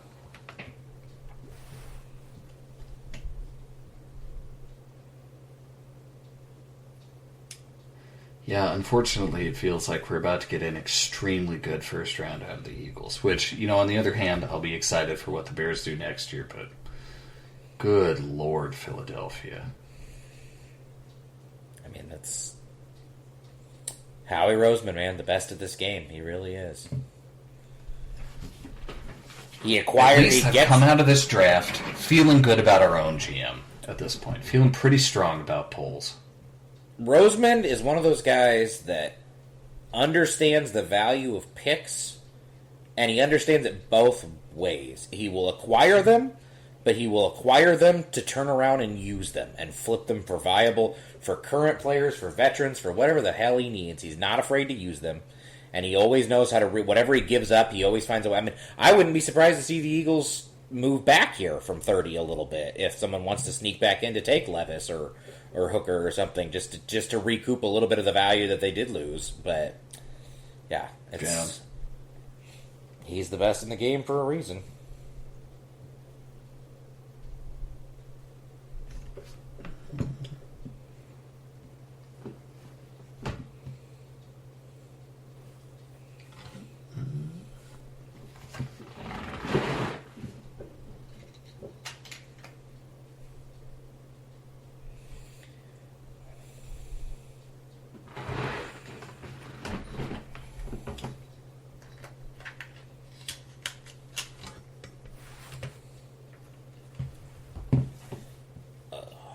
I will say, I do think Kansas City makes sense as a defensive line pick. They let Frank Clark walk. Yes. They need someone there. They did take Karlaftis last year, but yeah, they could use a bookend.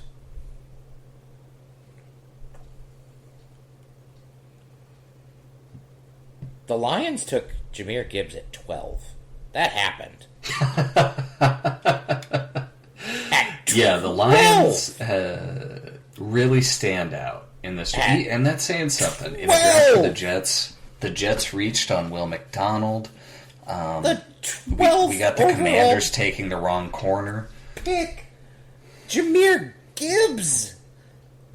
Did you see anybody who had him even in the first round? I did not see a single mock draft with him going in the first. Jahmyr Gibbs. Oh, my God. And he's going to break off like a 60-yard touchdown next year, and Lions fans will be like, "Oh, you made fun of our pick, but look at that." And it's just, not going to move the needle at all, man. Like, it's a running back. Yeah. Whoever gets Charbonnet is probably going to get the exact same value. And you took him at 12. 12. Well, looks like it's breezy to New Orleans. So we are losing defensive linemen here. So we're going to be at a bit more risk tomorrow. I just want to throw it out there. I don't care for breezy at all.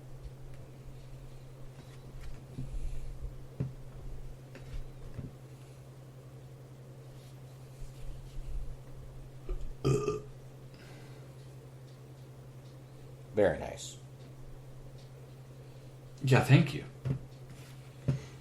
Yeah, Breezy does not move the needle for me. This is a dude who just kind of eats up space. Doesn't really get much of a push.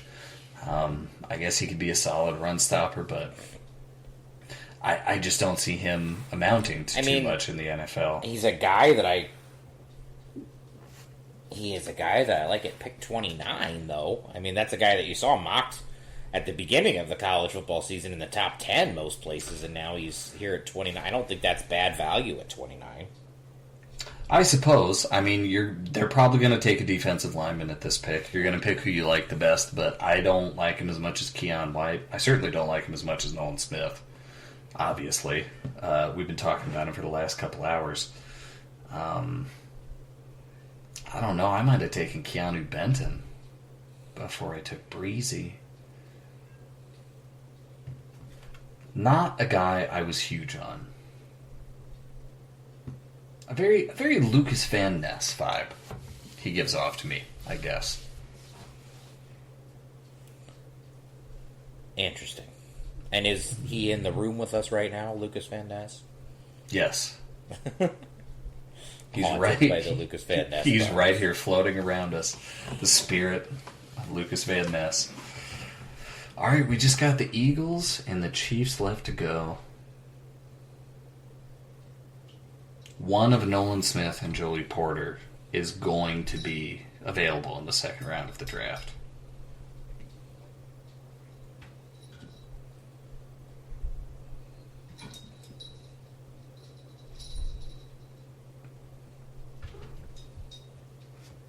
You got one thirsty-ass dog over there, don't you, man? I keep hearing that dog coming in. That was my cat. That was one of my cats. Oh, okay. I forget you have a menagerie over there. It's a thirsty-ass cat, that's for sure. Ugh. They don't understand why I'm awake at 10:30. I don't understand why I'm awake at 10:30. We got two more picks. Let's see here. What are the Eagles going to do here? I'm worried. We're finish this out. Oh yeah, we're just going to finish this run with, or is it going to be all DL to close out the first? Right, as I was excited about the number of guys that seemed likely to be there in round two.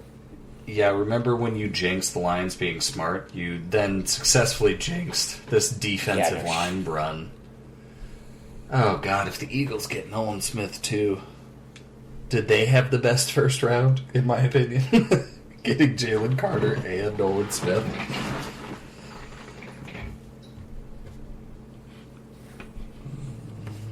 I swear to God, if the Eagles take Nolan Smith, yeah, just the motherfucker. That's not even the rich getting richer. We are talking Jeff Bezos level of astronomical wealth hoarding. Yes.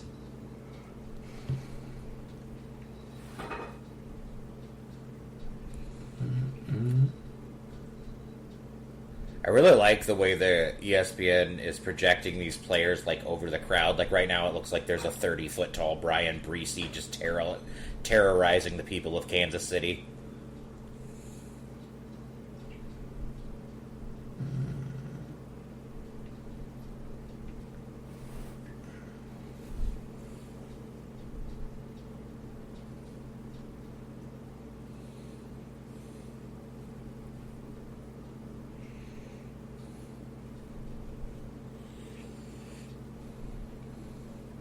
I definitely do think for these late round picks, we should have things like that occurring. Just whoever's already been selected, we release you into the crowd. I will just say, if neither this Eagles pick or this Chiefs pick is Nolan Smith, I'm going to be so goddamn mad that we traded away pick 32. That is going to be quite frustrating. That's going to be so painful. Because then I really could see the Steelers taking that man at 32 because that's such a Steelers-ass move. Yeah, why wouldn't they? Why the hell wouldn't you do that? Although they were rumored to be taking Joey Porter Jr. as well, and he could be available at that point. Yeah, I mean, I wonder what the Eagles do here. Joey Porter Jr. would make a lot of sense here for the Eagles, I feel like.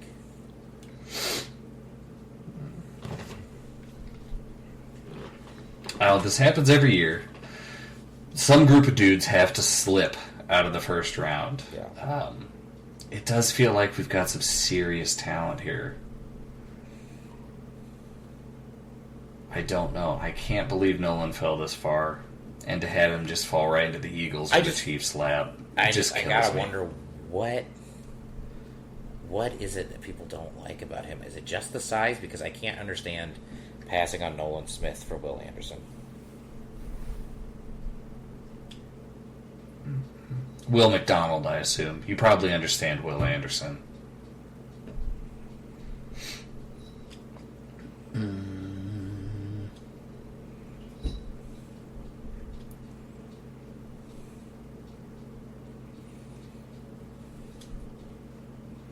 Yep, they took Nolan Smith. God damn, Howie. That is a terrifying defensive line, and I hate them with every fiber of my being. All right, we're down to one pick left, Kyle. Yeah, and unfortunately, I think we're just going to see another defensive lineman, probably, going to the Chiefs, right? It would make sense. We're going to have. I wonder if they go. Wonder if they go local. FAU would make a lot of sense there. Yeah. Yeah. And that would, yes, since you talked shit about how great this was going for the Bears, this makes it 4 out of the last 5 picks defensive linemen, and if the Chiefs pick one, that is 5 out of 6 to end the round, and then we have to start sweating tomorrow to see who actually makes it to the Bears. But yes, before this final pick comes in, I do want to say, I loved what the Bears did with the draft here. I'm very happy with Darnell Wright. Obviously, we both love the Darnell Wright pick. Yeah, I'm thinking Bears are just going to go best player available at every single pick they have. Yeah, I think it'd be really too hard to make me mad now in the second round with what they do. It's just going to depend on how the board falls. And if it ends up not being the defensive line, you hope probably after the draft you find some cap casualties. And if you just have a mediocre defensive line for one more year, that it is what it is, man. You prioritize Justin Fields, that's fine with me. Yep. So, God, I gotta Eagles, agree. though. Nolan Smith and Jalen Carter. They lost Javon Hargrave. All those players that everyone's like, the Eagles are going to lose these players from this Super Bowl team, and they replace them with Nolan Smith and Jalen Carter. Is that defensive line going to miss anything? Is it going to drop off at all? No, absolutely not. Man, God, the Eagles have played this so perfectly for so many years now. And I can only hope that the Bears, with their extra first-round pick next year, can emulate half of this level of success here.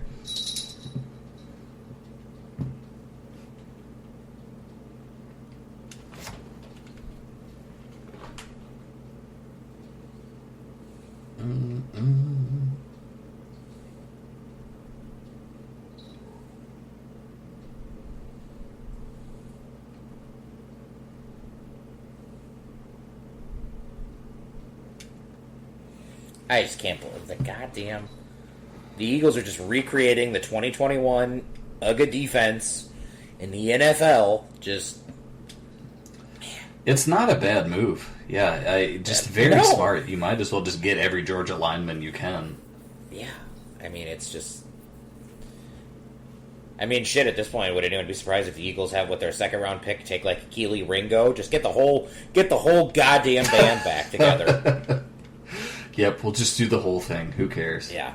All Georgia boys all the time.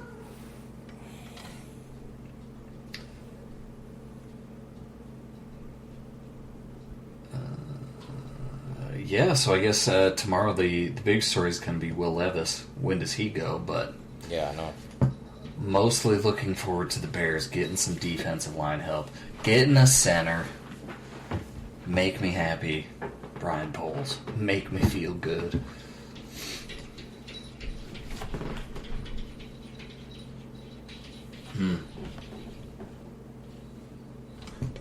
Oh, and I mean, the Eagles have Hassan Reddick, and who the hell did I comp Nolan Smith to? They're just going to have fucking two of those guys. And you're going to have Jordan Davis and Jalen Carter up front. We don't have to play them next year, do we? We shouldn't. We just played the East this year. Yeah. So No, none of that.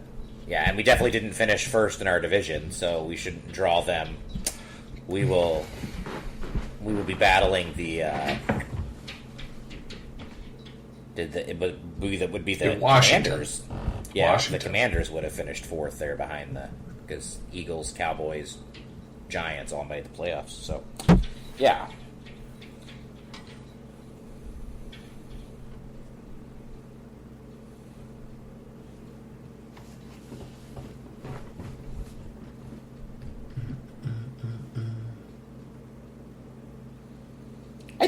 Nolan Smith was like one of the only defensive players that I've been okay with at 9.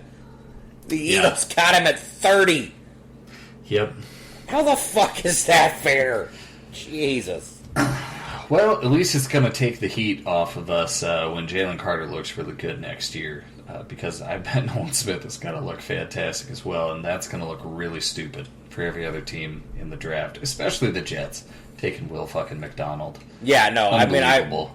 I don't really want the Eagles to keep getting richer, but I need Nolan Smith to make the Jets realize how fucking stupid that Will McDonald bullshit was.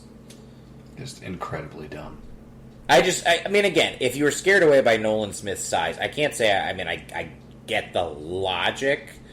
I guess I disagree with it, but I understand why you might be afraid of that size, but to then turn around and take Will McDonald over him? All of the flaws, none of the strengths? Yeah. Like, if you're going to say you're fine with a guy at that size, the guy you take has to be Nolan Smith. It can't be Will McDonald. Yeah, it's just... Oh, and the Eagles took the linebacker from Georgia last year, too, didn't they? The one that was injured and fell. Yeah, I mean, so they've got 4 of the 2021 good defense starters. They're just going to take everybody from Georgia. That's the plan. I mean, it doesn't seem like a bad strategy. Wow. Just why not take all the dudes off the best defense in college football and just reconstruct it in the NFL? That stings. I fucking love Nolan Smith, man. Alright, last pick on the board. Let's finish this out. We're running out of gas here.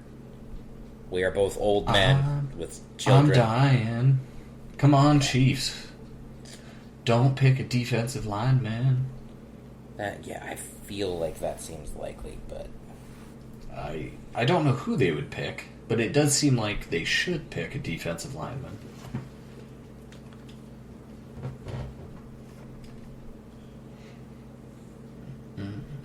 How many people do you think will actually make it to the end of this one? How many people do you think are actually going to hear what we're saying right? We can every say anything, Kyle. Goddamn one of our loyal listeners, every single one of them.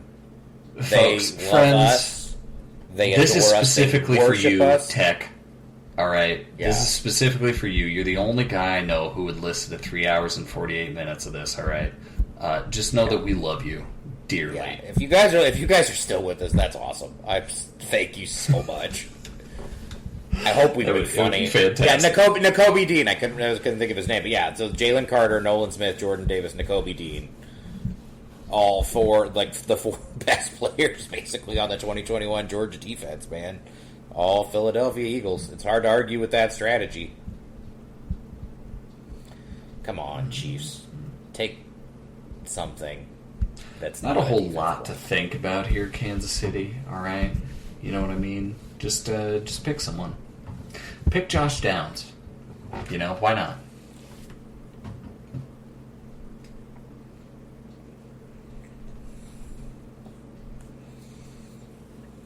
God, this Eagles draft is so good. I'm so annoyed. I would have thought wide receiver for them, having lost Juju Smith-Schuster, but I don't think there's any wide receiver left on them. That, on the other hand, is there any team that seems like a better fit for Jalen Hyatt, though, than the Chiefs?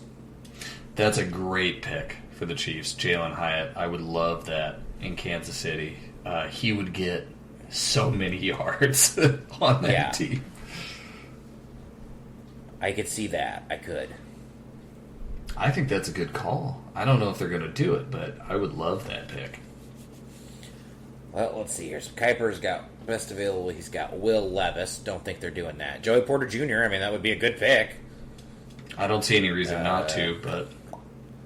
Keon White would make sense. Yeah, absolutely. Michael Mayer. I mean, that Michael Mayer would be an interesting pick. I mean, Kelsey's not getting any younger.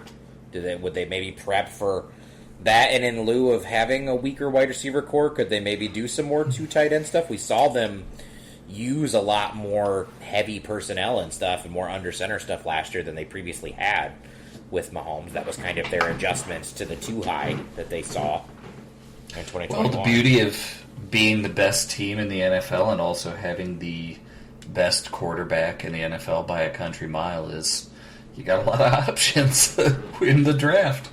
They can pretty much pick whoever they want here. Absolutely. All right, come on, Chiefs. Get this fucking pick in. Let's go.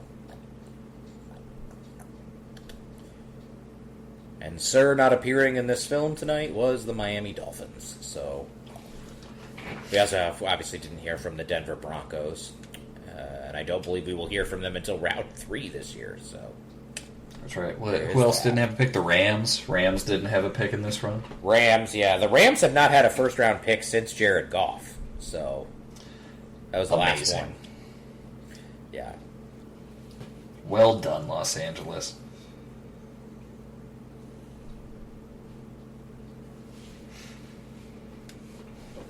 You know, if the internet would just chill out about these Georgia defensive lines. You know, I have to say, obviously the draft was picking Kansas City well in advance, but to end the night with the Chiefs pick in Kansas City in front of the home crowd, that is good theatrics. And they brought out the Super Bowl trophies right before doing so. I respect that. So it's very true. Yeah. All right. Let's see what it is. Come on, Chiefs. Bedtime. Bedtime. Bedtime. Don't take a defensive lineman. We need them all to fall to round 2. We need the flood of talent in round 2. Nobody else is allowed to take a defensive lineman until the Bears pick at 53 tomorrow, all right? Deal? Deal, Kansas City? Damn it! Did they take a defensive lineman? They're taking FAU. I called it too, didn't I? I did. Yeah. I did. Whew. Well, you really jinxed that, Kyle. Thanks a lot. 5 out of 6 of the final 6 picks of this draft's first round were defensive linemen. Now we got to sweat it out. Still a lot of guys I like. Keon White's available. Still a lot of guys. Available. Well, yeah. Well, and like I said, if the defense, if things veer away from the defensive line, you just play the best board you can. You solidify center, hopefully, and you go from there. If the defensive line, they just got to cobble it together out of, cap casualties and whatnot, and next year address that with your 2 first-round picks, that's what you do. I think prioritizing Justin Fields was what we wanted. That's what they did with Darnell Wright. We're both happy with the pick. This is not a bad draft night. And again, I want to remind everyone, after almost 4 hours of this, the Lions took Jahmyr Gibbs at 12. That's right, man. That happened. So, yeah. Anyways, if you're still with us, oh my God, I love you, anonymous listener. That's amazing. Whoever you are, that's awesome. Hope you've had fun. Hope you've enjoyed our analysis. I am ready to go to bed, content. What about you, Travis? Are you relieved? Hell yeah. We will see you guys earlier next week with a draft recap, that's for sure. Probably like Tuesday yeah, or absolutely. Wednesday We'll record an early episode and try to react to the rest of the Bears draft as we go. That's right. It'll and be then shorter at some point than we'll this. probably do an and then we'll probably do an episode after that reacting more in depth to what everyone else did in this draft, because I think I might get some mileage out of the fact that the Detroit Lions took Jahmyr Gibbs at 12. Yeah, we'll have to run that back. The 12th overall pick. Like in the football draft, pick number 12, Jahmyr Gibbs. This poor man is dead. As am I. All right, I'm going to bed. I'll see you folks later. Good night, folks. Go Bears.